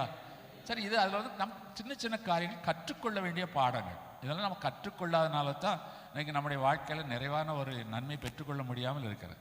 சரி, அது போக அப்போ இங்கே பார்க்குறோம், அவர் என்ன செய்கிறாராம்? நன்மை செய்கிறவராக சுற்றி தெரிந்தார். எபேசியர் 2:10 அதில் ஒரு விளக்கம் கொடுக்கப்பட்டிருக்கு. நாம் எதுக்காக ரட்சிக்கப்பட்ட, ஏன் நமக்கு இந்த பிறப்பு கிடைத்திருக்கிறது என்பதற்கான விளக்கம் இருக்கிறது. ஏனெனில் நற்கிரியைகளை செய்கிறவர்களுக்கு நாம் கிறிஸ்து இயேசுக்குள் பிறப்பிக்கப்பட்டு, சிருஷ்டிக்கப்பட்டால் பிறப்பிக்கப்பட்டு தேவனுடைய செய்கையாய் இருக்கிறோம். அவைகளில் நாம் நடக்கும்படி போதும். அப்ப நாம எதுக்காக ரட்சிக்கப்பட்டிருக்கிறோம்? எதுக்காக சிருஷ்டிக்கப்பட்டிருக்கிறோம்? நற்கிரியைகளை நம்ம திராணிக்கத்தக்கதா, தகுதிக்கு மீறி அல்ல. நம்ம இடத்துல என்ன இருக்கோ அதுல திராணிக்கத்தக்கதாக நம்மால் முடிந்த நற்கிரியைகளை செய்ய வேண்டும். குட் டீட்ஸ் என்று சொல்லுவாங்க. அப்ப இந்த சமுதாயத்தில் நம்ம நல்ல காரியங்களை செய்ய வேண்டும். நம்மால் முடிந்தது. அந்த நாட்டில் வந்தார்கள், மிஷினரிகள் வந்தார்கள். இங்கே கல்வி இல்லை, கல்வி சாலைகளை திறந்தார்கள். மருத்துவ வசதிகள் இல்லை, மருத்துவமனைகளை திறந்தார்கள். அதற்கு பிறகுதான் ஆலயங்களை அவர்கள் கட்டினார்கள். அப்போ ஒரு சமுதாய நோக்கம் இருக்க வேண்டும். 4 பேருக்கு நான் நல்லவனா இருப்பதை காட்டிலும் நன்மை செய்கிறவனாக இருக்க வேண்டும். இன்னைக்கு அந்த நோக்கம் இன்னைக்கு நமக்குள்ள இருக்கணும். அது திராணிக்கத்தக்கதாக நம்ம நற்கிரியைகளை செய்ய பழகிக்கொள்ள வேண்டும். ஹல்லேலூயா. இப்போ உங்கள் பிள்ளை ஸ்கூலுக்கு போகுது, 2 பென்சில் இருக்கு, பக்கத்தில் ஒரு பிள்ளை ஒரு பென்சிலை எடுத்து விட்டது, இல்லாத பிள்ளை எடுத்தால் நம்ம சண்டை போடக்கூடாது. அதை கொடுத்த பிள்ளையை பாராட்டுங்க, அதை கொடுக்குற புத்திக்காக பாராட்டுங்க. அது நல்ல காரியம். இப்படி தான் நம்ம சின்ன பிள்ளைகளை உருவாக்கணும். ஹல்லேலூயா. இன்னைக்கு அந்த ஷேரிங், நம்முடைய அன்பை ஷேர் பண்ணுவதற்கு அப்படி சில நற்கிரியைகளை நாம் என்னதான் செய்யத்தான் வேண்டும். அப்போ இயேசு கிறிஸ்து நற்கிரியை செய்கிறவராக இருந்தார். அதே நேரத்தில் நற்கிரியை செய்வதற்காகத்தான் இன்னைக்கு நீங்களும் நானும் ரட்சிக்கப்பட்டிருக்கிறோம். மத்தேயு எழுதின சுவிசேஷம் 25ஆம் அதிகாரம் 40ஆம் வசனத்தில், இந்த சிறியரில் நீங்கள் எவருக்கு எதை செய்தீர்களோ அது எனக்கே. அப்போ அந்த சிறியரை என்று சொல்லி அதில் குறிப்பிடுகிறார். நான் பசியாக இருந்தேன், எனக்கு போஜனம் தரவில்லை. வஸ்திரம் இல்லாத இருந்தேன், எனக்கு வஸ்திரம் தரவில்லை. நான் சிறையில் இருந்தேன், எனக்கு பார்க்கவில்லை. வியாதிப்பட்டு இருந்தேன், எனக்கு ஒரு ஆரஞ்சு பழம் கூட வாங்கிட்டு வரல. அவர் அங்கலாய்ப்பார். ஆண்டவரே, நீர் எப்பொழுது வியாதியாக இருந்தீர்? நீர் எப்பொழுது சிறையில் இருந்தீர்? நீர் எப்பொழுது பசியாக இருந்தீர்? இல்லைப்பா இதை மாதிரிலாம் நிறைய பேர் இருக்காங்க, அவங்களுக்கு நீ செய்யலைன்னா அவங்களுக்கு செய்தியன்னா அது எனக்கே செய்த மாதிரி, நீ செய்யவில்லை என்றால் என் பிறப்பை நீ மறுதளிக்கிறாயின்னு சொல்லு. அல்லேலூயா. அதனால தான் அந்த கிறிஸ்துமஸ் டைமில் நாம் என்ன செய்கிறோம்? வெகுமதிகளை கொடுக்கிறோம். ஏழை எளியவர்களை போய் விசாரித்து நம்ம திராணிக்கு தக்கதாய் நம்மால் என்ன செய்ய முடியுமோ அதை செய்கிறோம். இன்றைக்கி நாம் ஒருவேளை ஏழைகளாக இருக்கலாம், மற்றவர்கள் கொடுக்க நம்ம வாங்கி கொள்ளுக்கிற நிலைமை தான் இன்றைக்கு இருக்கலாம். ஆனால் ஒன்றை முடிவெடுங்கள், இனிமேல் நான் கர்த்தருக்கென்று கொடுக்கிறவனாய் இருப்பேன் என்று வேண்டும். ஹல்லேலூயா. நம்மிடத்தில் இருப்பது நீங்கள் கடன் வாங்கிலாம் செய்யணுங்கிறது இல்லை, புகழுக்காக செய்யணுங்கிறது இல்லை, நம்மிடத்தில் இருப்பதை நீங்கள் பகிர்ந்து கொடுக்க வேண்டும். அப்போ இயேசு கிறிஸ்து தன்னிடத்தில் இருந்ததை பகிர்ந்து கொடுத்தார். அவருக்கு பின்னால் வந்த பேதுருவும் யோவானும் ஆலயத்துக்கு போகிறார்கள். ஒரு முடமான ஒருவன் பார்க்கிறான், அவன் பிச்சை எடுக்கிறவன். இவரிடத்தில் பார்த்தால் ராஜகுமாரர்கள் மாதிரி இருக்கிறார்கள், ஏதாவது பிச்சை கிடைக்குமே சொல்லி எதிர்பார்க்கிறான். அதை ஆவையில் உணர்ந்த இந்த பேதுரு யோவான் என்ன சொல்லுகிறார்கள்? நீ எதிர்பார்க்கிற மாதிரி எங்களுக்கு கொடுப்பதற்கு பொன்னும் பொருளும் அல்ல, ஆனால் விலையேறப்பட்ட இயேசு கிறிஸ்துவின் நாமம், அந்த நாமத்தினால எழுப்பி நட.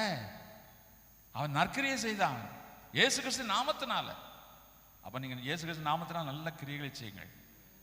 அதே நேரத்தில் நல்ல பொருள் ஏதாவது முடிந்த அளவுக்கு நல்ல ஏழைகளுக்கு ஏதாவது செய்யுங்கள். நம்மகிட்ட இருக்கிறதை பகிர்ந்து கொடுங்கள். இது ஒரு பெரிய ஆசீர்வாதம். ஹல்லேலூயா.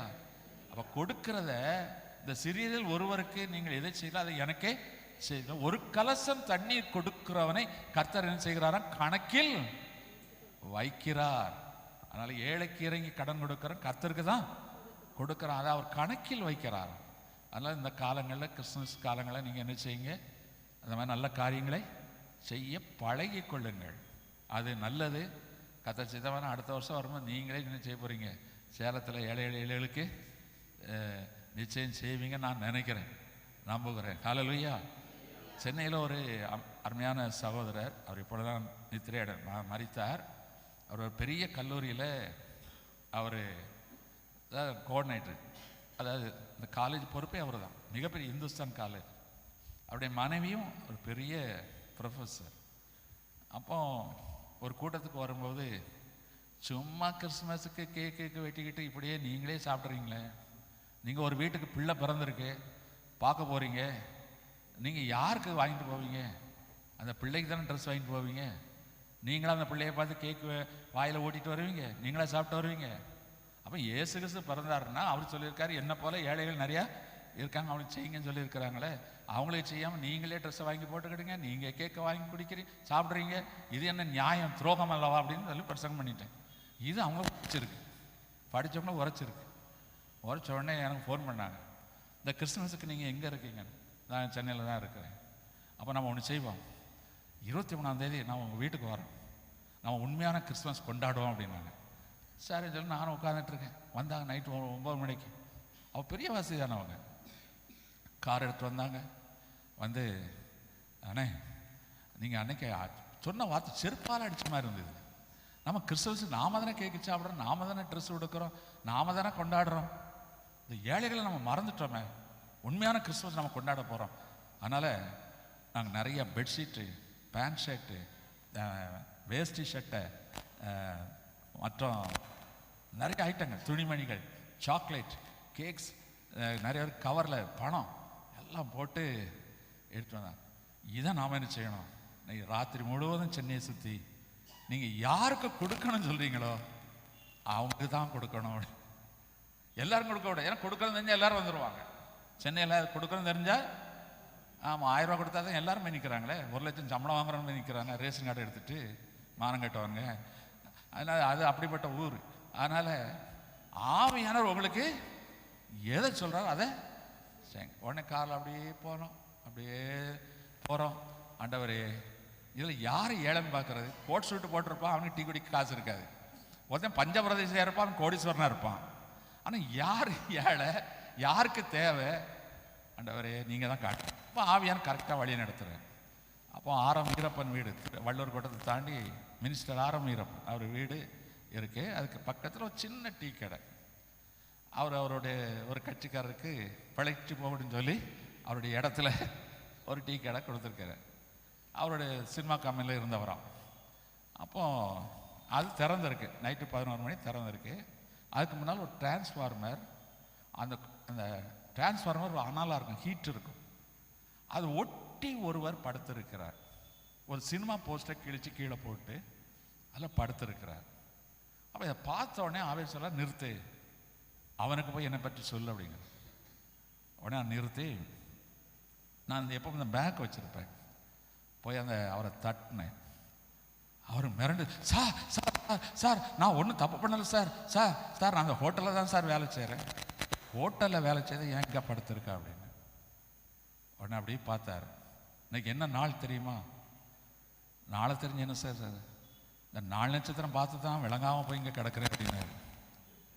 4 நட்சத்திரம் பார்த்தா விளங்காமல் நான் அங்கே வந்து கிடக்கு. அடடா, இவருக்கு ஏதோ ஒரு கதை இருக்கு.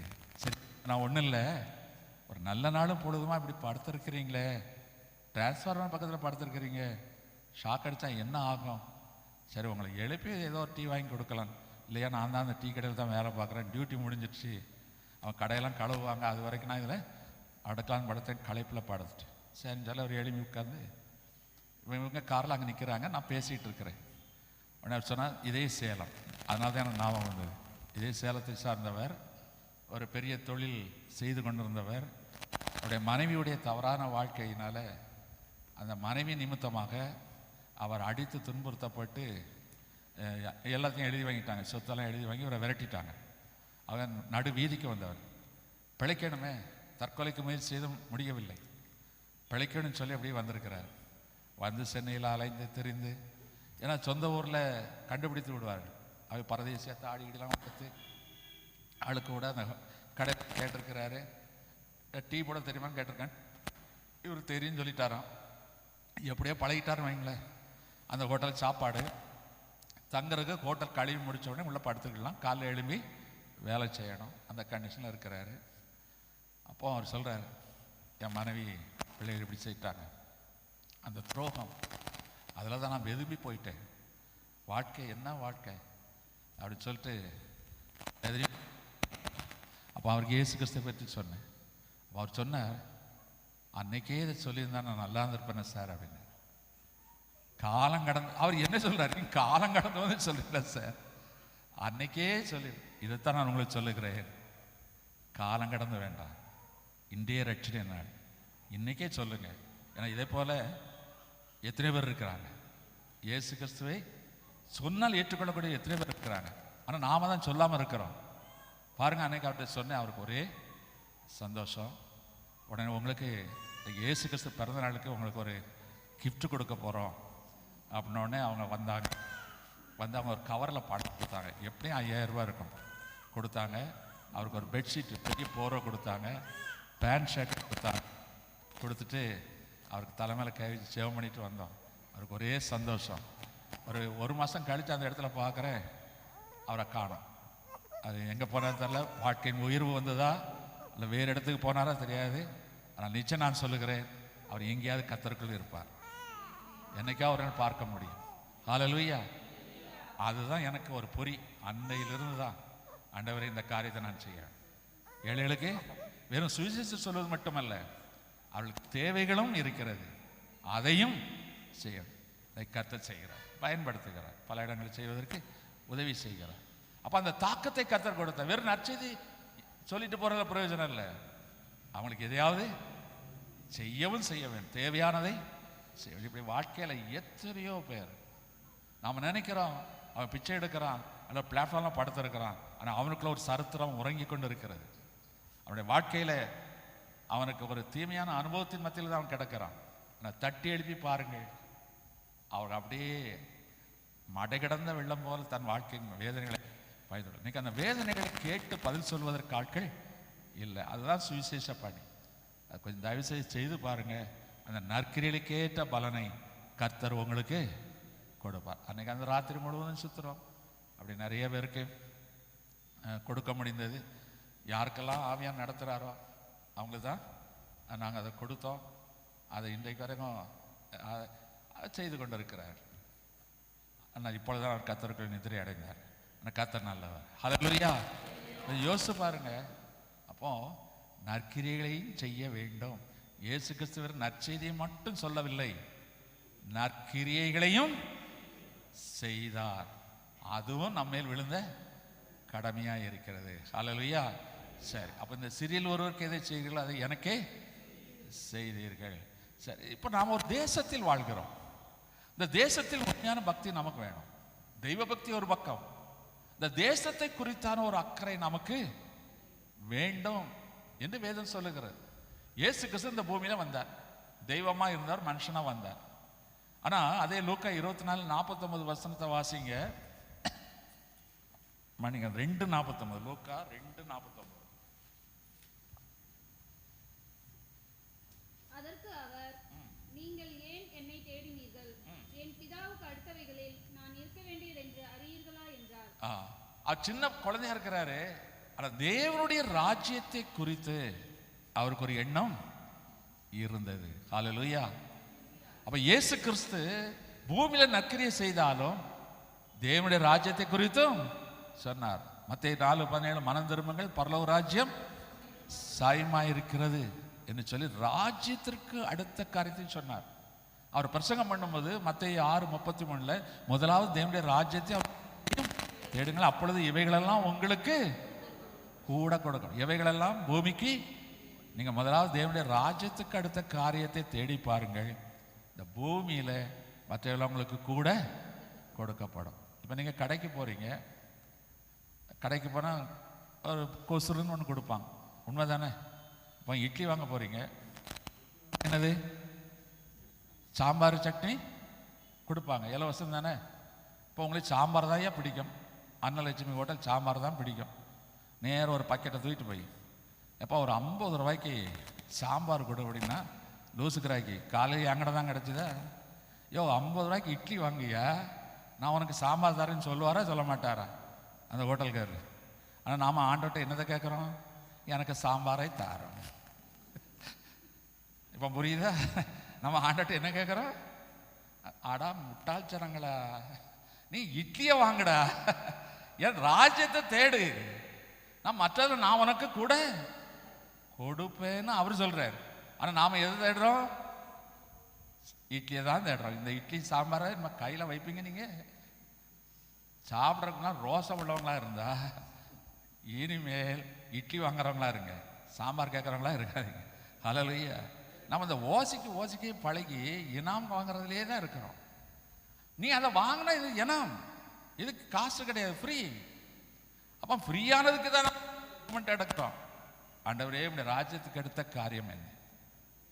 தானியேல் ஒரு வாலிபனா இருந்தான், அவன் தேவனுடைய ராஜ்யத்துக்கு எடுத்த காரியத்தை என்ன, தேவனுக்கு கேடு உண்டாக்க நீதி கேடான காரியம் ஒன்றை நான் செய்வேன். நல்ல ஜெபம் பண்ணுங்க, வேதத்தை வாசிங்க, உபவாசம் பண்ணுங்க, நற்செய்தி அறிவிங்க. இதுதான் தேவனுடைய ராஜ்யத்துக்கு எடுத்த காரியம். நமக்கு உலகத்தில் வேலை இருக்கு, 8 மணி நேரம் வேலை இருக்கு, 2 மணி நேரம் பிரயாணம் இருக்கு, களைப்பு இருக்கு, எல்லாம் இருக்கு. அதன் மத்தியில் தேவனுடைய ராஜ்யத்தை குறித்தான உணர்வு நமக்குள்ள இருக்கு. ஐயா உங்களை போல எங்களுக்கு போக முடியாது, பேச தெரியாது, எங்கேயும் போக முடியாது. உட்காந்து ஜெபம் பண்ணுங்க, நல்ல வாசிங்க, 10 பேருக்கு ஜெபம் பண்ணுங்க, ஒரு 10 பேர் பேரை எழுதுங்க, 10 பேர் பேரை லிஸ்ட்டில் எழுதுங்க. உங்கள் வீட்டில் யாரெல்லாம் உங்கள்கிட்ட சண்டை போட்டாங்களோ, யாரெல்லாம் உங்களுக்கு துரோகம் பண்ணாங்களோ அத்தனை பேரையும் டைரியில் எழுதுங்க. அதெல்லாம் நம்ம இருதயத்தில் எழுதி வச்சிருப்போம், மூளையில் எழுதி வச்சிருப்போம், வேண்டாம், டைரியில் எழுதி வச்சு, ஆண்டவரே இவங்களுக்காக நான் இதான் சத்துருக்களை சிநேகிங்க. என்னைக்காக ஜெபிச்சிருக்கீங்களா? ஆண்டவரே நீர் என்னோடு இருப்பது உண்மையானால் அவன் மேல் இடி விழ வேண்டும், ஓடுகிற லாரி அவன் மேல் ஏறி எலுமிச்சம்பழம் போல் நசுக்குவதை என் சொந்த கண்களை நான் காண வேண்டும். அந்நிய கண்கள் அல்ல, என் சொந்த. இவர் சைக்கிளில் போவார், இவர் லாரி வீல்கிற மாட்டிடுவார். நம்ம ஜபரம் அப்படிதானே, ஆண்டவர் நான் கூலிப்படியாக வச்சிருக்கிறாரு. இவர் சொல்வாரா, அவர் வந்து இறங்கி அடிக்கணுமா? அவர் தான் சொன்னார் சத்துருக்களை சிநேகிங்க. மோடிக்காக எத்தனை ஜெபம் பண்றீங்க? நம்ம பிரதமர் ஜெபம் பண்ணுங்க, கையை உயர மாட்டேங்க, நான் ஜெபம் பண்றேன். ஏங்க அவரு இயேசு கிறிஸ்து அப்படின்னு சொன்னா 1.5 லட்சம் பேர் உடனே நான் ஸ்நானம் எடுப்பானே. நீங்கள் என்ன மைக் போட்டு கத்துற, ஒருத்தன் கூட வர மாட்டேங்கிறாங்க. அவர் மாங்கி பாத் அப்படின்னு சொல்லி गंगा स्नान में एक आदमी है, ये जीसस द महान है அப்படின்னா போதுமே, ஒரு கூட்டம் வந்துருமே. எவ்வளவு ஈஸியா சுவிசேஷம் பரவுகிறோம். அவர் சொல்லுவார், இனிமே மந்திர் நை, எவ்ரிவேர் டெம்பிள் ஹை, கிறிஸ்டியன் சர்ச் மே ஹை அப்படின்னா முடிஞ்சு போச்சு. எவ்வளவு ஈஸியா வேலை முடிஞ்சிடும். ஒரு நேபுகாத்நேசர் செய்தானா இல்லையா? இவ்விதமாக ரட்சிக்கத்தக்க தேவன் வேற ஒருவரும் இல்ல. சட்டத்துல எழுதுங்கிறான, நீ எழுது, இவ்விதமா ரட்சிக்கப்படுகிற தேவன் இல்ல. எப்போ? ஒரே ஒரு மனுஷனால, ஒரு மனுஷனுடைய ஜபத்தினால. அப்ப நம்ம இத்தனை பேர் ஜபிக்கும் போது நடக்குமா நடக்காதா? அதனால நமக்கு விரோதமா இருக்கிறவங்க, இனத்தாரா இருக்கலாம், தேசத்தாரா இருக்கலாம், ஒரு பட்டியல் போட்டு அவங்களுக்காக நல்லா ஜெபம் பண்ணுங்க. கர்த்தர் உங்களுக்கான காரியங்களை அவர் செய்வார். ராஜ்யத்துக்கு அடுத்த காரியத்தை செய்யுங்க, தேடுங்க, அவர் உங்களுக்கு உங்களுடைய காரியத்தை அவர் செய்வார். நேரங்களில் நிறைய சொல்லிக்கொண்டே போகலாம்.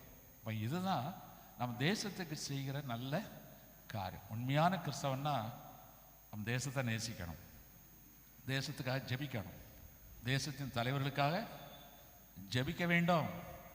ஐயோ அவர்கள் நமக்கு துரோகம் செய்கிறார்கள், நம்ம நசுக்கிறார்கள், இல்லை, சொல்லவே சொல்லாதீங்க. தேசத்தின் அதிபதிகளுக்காக வேண்டிக் கொள்ளுங்கள். அவர்கள் என்ன சொல்லுகிறார்களோ அதுக்கு கீழ்ப்படியுங்கள். அதான் நம்ம தேசத்தை நேசிக்கிறதுக்கு அடையாளம். அதனால இந்த வெறுப்பு பேச்சு, வெறுப்புணர்வுகளாம் நமக்கு வேண்டவே வேண்டாம். அவர்கள் அறியாமல் செய்கிறார்கள், நாம் மெய்யான தேவனை அறிந்திருக்கிறோம். எல்லாருக்கும் என்ன செய்வோம்? ஜெபம் பண்ணுங்க. இது ஒரு கிறிஸ்துமஸில் நல்ல செய்தி. ஹல்லேலூயா. சரி, இப்படி சொல்லிக்கொண்டே போகலாம். அப்போ 3 காரியத்தில் சொன்னேன். முதல்ல என்ன சொன்னேன்? ஃபேமிலி, இங்கிலீஷ்லேயே சொல்லலாம் ஃபேமிலி. 2வது சொசைட்டி. 3வது கண்ட்ரி, நம்முடைய தேசம். அப்போ முதல்ல எப்படி இருக்கணும்? ஃபேமிலியில் அன்பாக இருக்கணும். அடுத்தது சொசைட்டியில் நல்ல காரியங்களை, நற்செய்தியும் சொல்ல வேண்டும், நற்கிரியைகளையும் நடப்பிக்க வேண்டும். 3வது நாம் ஒரு தேசத்தில் வாழ்ந்தாலும் நம்முடைய தேசம் அது பரமதேசம், அந்த தேசத்துக்குரியவர்களாக இருக்கிறோம், அதைத்தான் நோக்கி பார்க்கணும். அதே நேரத்தில் தேசத்தில் உள்ளவர்களுக்காக நாம் என்ன செய்யணும்? ஜெபிக்க வேண்டும். அதிகாரிகளுக்காக, தலைவர்களுக்காக, எல்லாருக்கும் நாம் என்ன செய்யணும்? ஜெபிக்க வேண்டும் என்று சொல்லி கர்த்தர் கற்றுக் கொடுத்தார். ஆண்டவர் பிதாவே, யாரை பார்த்து சொன்ன? ஆட்சியாளர்கள். அவரை தூக்கிலிட்டது ஆட்சியாளர்கள். பிதாவே, இவர்களுக்கு தாங்கள் செய்கிறது இன்னதென்று அறியாது இருக்கிறார்கள். அவர் எல்லாருக்கும் சொல்ல, ஆட்சியாளர்களை பார்த்தான்னு சொன்னார். அப்போ நாம் அதைத்தான் செய்யணும். சரி, சொல்லிக்கொண்டே போகலாம். அப்போ இந்த இயேசு கிறிஸ்து நமக்குள்ள பிறக்கணும். ஹல்லேலூயா. அவர் தான் ஏற்கனவே பிறந்துட்டாரு. அவர் பிறந்தார், மானிடனாய் பிறந்தார். ஆனால் இன்னைக்கு ஆவியா இருக்கிறார். எவர்கள் தேவனுடைய ஆவியினால் நடத்தப்படுகிறார்கள் அவர் தேவனுடைய புத்திரராய் எண்ணப்படுவார். அப்போ அவர் நமக்குள்ள பிறக்கணுமா வேண்டாமா? இன்னைக்கு கிறிஸ்துமஸை கொண்டாடுறோம், அவர் பிறந்த நாளை கொண்டாடுகிறோம். ஆனால் அவரோடு வாழ வேண்டும் என்றால் அவர் உனக்குள் பிறக்க வேண்டும். அது எப்படி பிறப்பார்? நிக்கோதேமு என்று ஒரு பெரிய அறிஞன், அவன் பெரிய அரசு அதிகாரி, பரிசேய முறைமையின்படி எல்லா வேத சாஸ்திரங்களும் தெரிந்தவன். அப்போ இயேசு கிறிஸ்து நித்திய ஜீவனை குறித்து பிரசங்கம் பண்ணுகிறார். உடனே அவனிடத்தில் வருகிறார். யோவான் 3ஆம் அதிகாரம் 3-6 இந்த வசனங்களை குறித்து கொள்ளுங்கள். ஆண்டவரே, நித்திய ஜீவனை சுதந்திரிப்பதற்கு நான் என்ன செய்ய வேண்டும்? நானும் உண்மை போல பரலோக ராஜ்யத்துக்கு வரணும்னா என்ன செய்யணும்? உடனே அவர் சொல்ல, நீ மறுபடியும் பிறக்க வேண்டும். உடனே கேட்குறான், அவன் நான் மீண்டும் தாயின் கற்பத்தில் போய் பிறந்து வர வேண்டுமா? இன்னசென்ட்டாக கேட்குறான். இல்லை இல்லை, ஒருவன் ஆவியினாலும் ஜலத்தினாலும் பிறவாவிட்டால் தேவனுடைய ராஜ்யத்துக்குள் பிரவேசிக்க மாட்டான், அவனுக்கு தான் நித்தியச்சி. இப்போ ஆவியினாலும் ஜலத்தினாலும், ஒருவேளை இதுவரைக்கும் மூழ்கி ஞானஸ்நானம் எடுக்காதவர்கள் இருப்பீர்களானால் இயேசு கிறிஸ்து பிறந்த நாளிலே நீங்கள் என்ன செய்யுங்க? பிறந்த நாளை நினைவுகிற நாளிலே மூழ்கி ஞானஸ்நானம் எடுப்பதற்கு ஒப்பு கொடுங்க. அது ஒன்று, ஆவி ஜலத்தினால். அடுத்தது, அந்த இயேசு கிறிஸ்து ஜலத்தில் மூழ்கி ஞானஸ்நானம் எடுத்த போது வாக்கப்பட்டு பரிசுத்தாவின் மேல் இறங்கினார். அப்போ அபிஷேகம், பரிசுத்தாவின் அபிஷேகம். அப்போ ஞானஸ்நானம், அபிஷேகம், இந்த ரெண்டும் யார்கள் இருக்கிறதோ அவர்கள் கிறிஸ்துக்குள்ளாய் பிறந்தவர்கள். அவர்கள் தான் புது சிருஷ்டி என்று அழைக்கப்படுவார்கள். ஹல்லேலூயா. அப்போ இயேசு கிறிஸ்து பிறக்கிறதுக்கு முந்தின ஆதாம் கடவுளால் சிருஷ்டிக்கப்பட்டவன் தான். அவன் மண்ணிலிருந்து எடுக்கப்பட்டவன். இன்னைக்கு நாமும் சிருஷ்டிக்கப்பட்டவர்கள் தான். முந்தின ஆதாம், ஆனால் பாவத்துக்கு அடிமைப்பட்டு சாபத்துக்கு கொட்டாகி நாம் முந்தின ஆதாம் பாவத்துக்கு அடிமைப்பட்டவன் நாம அடிமைப்பட்டு கிடக்கிறோம். ஆனால் பிந்தின ஆதாம் அனுப்பப்பட்டவர், அவர் இயேசு கிறிஸ்து. இன்னைக்கு அவருடைய ரத்தத்தில் நாம் கழுவப்படும் பொழுது, அவருடைய ஆவினால் நிரப்பப்படும் பொழுது நாமும் அவரை போல் மாறுகிறோம். அவருடைய ராஜ்யத்துக்கு சொந்தக்காரர்களாய் மாறுகிறோம். மறுபிறப்பு நமக்கு உண்டாகிறது. ஹல்லேலூயா. அப்போ கிறிஸ்து நமக்குள்ள பிறக்க முடியுமா? 2 கொரிந்தியர் 5ஆம் அதிகாரம் 17ஆம் வசனம். 2 கொரிந்தியர் 5:17.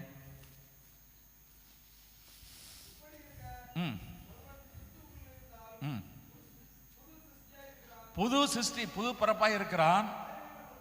பழைய ஆதாம் எல்லாம் ஒளிந்து போவான், எல்லாம் கிறிஸ்துவை போல் புதியதாய் மாறும். அல்லேலூயா. கிறிஸ்துவனால தான் புதிய ஏற்பாடு. இதெல்லாம் பழைய ஏற்பாடு இருக்கு. பழைய ஏற்பாடு முந்தின ஆதாம், அது பிரமாணம். இப்போ இயேசு கிறிஸ்து வந்தார், பிந்தின ஆதாம், அவருடைய ரத்தம். இன்னைக்கு அந்த பிந்தின ஆதாமுடைய ரத்தத்தினால் இன்னைக்கு நீங்கள் நானும் புது சிருஷ்டியாய் மாற வேண்டும். ஹல்லேலூயா. சரி, ஒரு ஆலோசனையை கொடுக்கிறேன். ஞானஸ்நானம் எடுக்காதவர்கள் அதுக்காக ஆயத்தப்படுங்கள். அது ஏன் எடுக்க வேண்டும் என்று தெரிந்து கொள்ளுங்கள். அதை எடுத்தால் என்ன பலன்? பரிசுத்தாவின் அபிஷேகமும் கிடைக்கும். தேவனுடைய ராஜ்யத்துக்குள் நீங்கள் பிள்ளைகளாக மாறுகிறீர்கள். ஹல்லேலூயா. இப்போ ஒரு குழந்தைய பிரதிஷ்டை செய்தோம். அது என்ன பண்ணோம்? கர்த்தர் கொடுத்த பிள்ளை, இது கர்த்தருடைய சமூகத்தில் வளர்ந்து ஒப்பு கொடுத்தோம். அது காலம் வரும்பொழுது அதுக்கு ஒரு ஞானஸ்நானம் கொடுப்பாங்க. தண்ணியில் மூழ்கி எடுத்து ஞானஸ்நானம் கொடுப்பாங்க. பரிசுத்த அபிஷேகத்தை பெற்று அது தேவனுடைய பிள்ளையை மாறும். அது வரைக்கும் அந்த பிள்ளையை வளர்ப்பதற்கு பெற்றோர்களுக்கு அதிகாரத்தை கொடுத்துருக்கிறார். அப்போ இன்றைக்கு நாமும் ஆதாமாக இருக்கிறோம். ஆனால் பிந்தின ஆதாமாக மாற வேண்டும் என்றால் நாம் மறுபடியும் பிறக்க வேண்டும். ஹல்லேலூயா. அப்போ இந்த இயேசு கிறிஸ்து பிறந்த நாளிலே நீங்களும் நான் மறுபடியும் பிறப்பதற்கு ஒப்பு கொடுப்போம். ஹல்லேலூயா. அதுதான் அவருக்கு கொடுக்கக்கூடிய ஒரு சிறந்த பரிசு. ஒரு ஆவினாலும் ஜலத்தினாலும் பிறவாவிட்டால் தேவனுடைய ராஜ்யத்துக்குள் பிரவேசிக்கவே மாட்டான் என்று எழுதியிருக்கிறதே, அதை நிறைவேற்றதான் இயேசு கிறிஸ்து இன்னைக்கு பிறந்திருக்கிறார். இன்னைக்கு ஜலத்தினால கொடுத்துடலாம், எல்லாருக்கும் ஜலத்தில் தான் கொடுக்கணும். ஆனால் ஆவியினால், அந்த ஆவியை கொடுப்பதற்காகத்தான் இயேசு கிறிஸ்து மானிடனாய் வந்து பிறந்து மரித்து உயிர்த்து எழும்பி தன்னுடைய ஆவியை பெற்றுக்கொள்ளுங்கள் என்று சொல்லி இன்னைக்கு நமக்கு கொடுத்திருக்கிறார். ஹல்லேலூயா. கண்களை மூடுவோம், தேவனை நோக்கி பார். ஹல்லேலூயா. நன்றி தகப்பனே. அவனுக்கு ஒரு பொருத்தனை எடுங்க. என் குடும்பத்தை நான் விசாரிப்பேன், என் குடும்பத்தில் எல்லாத்தையும் அன்பு செலுத்துவேன், விட்டு கொடுப்பேன், முதியவர்களை கனம் பண்ணுவேன், பெற்றவர்களுக்கு கீழ்ப்படிந்திருப்பேன், எந்த சூழ்நிலை அவர்களை நான் கைவிட மாட்டேன், மறக்க மாட்டேன். நன்றி தகப்பனே. இந்த பொருத்தனை இன்னைக்கு ஆண்டவர் எதிர்பார்க்கிறார். பொருத்தனையான ஜெபத்துக்கு தான் கர்த்தர் பதில் தருவார். அதுபோல என் திராணிக்கு தக்கதாக நான் நற்கிரியை செய்வேன். அதற்காக தான் நீங்கள் ரட்சிக்கப்பட்டிருக்கிறீர்கள். இந்த சிறியில் ஒருவருக்கு எதை செய்கிறீர்களோ அதை எனக்கே செய்தீர்கள் என்று சொல்லுகிறார். உங்களால் முடிந்ததை இந்த இயேசு கிறிஸ்து பிறந்த நாளில் ஒரு அறியாத ஒருவனுக்கு எதையாவது ஒன்றை செய்யுங்க. நன்றி தகப்பனே. அதுபோல ராஜ்யத்திற்கு அடுத்த காரியத்திலே நமக்கு கண்ணோக்கமாக இருக்கணும். அப்போ தேசத்தில் நாம் வாழ்கிறோம், தேசத்தை நேசியுங்கள், அதிகாரிகளுக்கு கீழ்ப்படியுங்கள், அதிபதிகளுக்காக ஜெபம் பண்ணுங்கள், சத்துருக்களை சிநேகியுங்கள். முதல்ல ராஜ்யத்துக்கு அடுத்த காரியத்தை தேடுங்கள். ஆலயத்துக்கு போவது, ஜெபிப்பது, உபவாசிப்பது, வேதத்தை வாசிப்பது, ஊழியத்திலே பங்கு கொள்வது, கொடுப்பது, இதெல்லாம் தேவனுடைய ராஜ்யத்துக்கு அடுத்த காரியம். அதுலேயும் உங்களை இணைத்துக் கொள்ளுங்கள். உலகத்தில் உங்களுக்கு கடமைகள் உண்டு. அதிகமான நேரம் நீங்கள் சம்பாதிப்பதற்கு ஓட வேண்டும், பிரயாணப்பட வேண்டும். அது ஒரு புறம் இருக்கட்டும். ஆனால் அதன் மத்தியில் தேவனுடைய ராஜ்யத்துக்கு அடுத்த காரியத்திலையும் நீங்கள் கவனமாக இருங்கள். ஹல்லேலூயா. அப்பா உமக்கு ஸ்தோத்திரம், ஸ்தோத்திரம், ஸ்தோத்திரம், ஸ்தோத்திரம், ஸ்தோத்திரம் அப்பா. நன்றி அப்பா. இதற்காகத்தான் இயேசு கிறிஸ்து பிறந்தார். உங்களையும் அவர் இந்த உலகத்திலே பிறக்க வைத்ததுக்கு ஒரு நோக்கம் உண்டு. இதுதான் தேவனுடைய நோக்கமாக இருக்கிறது. இதுதான் தேவனுடைய நோக்கம். உங்களால் மற்றவர்களுக்கு ரட்சிப்பு உண்டாக வேண்டும், உங்களால் மற்றவர்களுக்கு சந்தோஷம் உண்டாயிருக்க வேண்டும், உங்கள் நிமித்தம் அந்த பூமியில் சமாதானம் உண்டாயிருக்க வேண்டும், உங்கள் வீடுகளில் சமாதானம் உண்டாயிருக்க வேண்டும். ஓ உமக்கு நன்றி. ஹல்லேலூயா, ஹல்லேலூயா. நன்றி அப்பா. அவரே நோக்கி பார்ப்போம். அவரை நோக்கி பார்த்தவருடைய முகங்கள் பிரகாசம் அடைந்தன, வெட்கமடையவில்லை என்று வேதம் சொல்லுகிறது. ஹல்லேலூயா. உம்மை நோக்கி பார்க்கின்றேன், உம்மை நினைத்து துதிக்கின்றேன். உம்மை நோக்கி பார்க்கின்றேன், உம்மை நினைத்து துதிக்கின்றேன். ஏசையா ஸ்தோத்திரம், ஏசையா ஸ்தோத்திரம், ஏசையா ஸ்தோத்திரம், ஏசையா ஸ்தோத்திரம். உலகம் வெறுக்கையில் நீரோ அடைக்கிறீர். ஆமென். உலகம் வெறுக்கையில் நீரோ அடைக்கிறீர். உமது அடைப்பிலே, உமது அடைப்பிலே அந்த வெறுப்பை மறக்கின்றேன், அந்த வெறுப்பை மறக்கின்றேன். ஒரு தாய் தீர்த்துவது போல் என் நேசர் தீர்த்துவார். ஒரு தாய் போல் என் நேசர் தீர்த்துவார். கரம் பிடித்து நடத்துவார், கண்மலை நிறுத்துவார். கரம் பிடித்து நடத்துவார், கண்மலை ஒரு தாய் தீர்த்துவது போல் என் நேசர் தீர்த்துவார். ஒரு தாய் தீர்த்துவது போல் என் நேசர் தீர்த்துவார். ஹல்லேலூயா. ஆமென். கரங்களை உயர்த்தி ஹல்லேலூயா. ஆமென். Glory. Thank you, Lord. ஹல்லேலூயா. ஓ, உன்னதத்தில் தேவனுக்கு மகிமை உண்டாகட்டும், மனுஷர் மேல் பிரியம் உண்டாகட்டும், பூமியிலே சமாதானம் உண்டாகட்டும். ஹல்லேலூயா. ஹல்லேலூயா. எனக்காகவே மரித்தாரே, என் பாவங்கள் சுமந்தாரே. எனக்காகவே மரித்தாரே, என் பாவங்கள் சுமந்தாரே.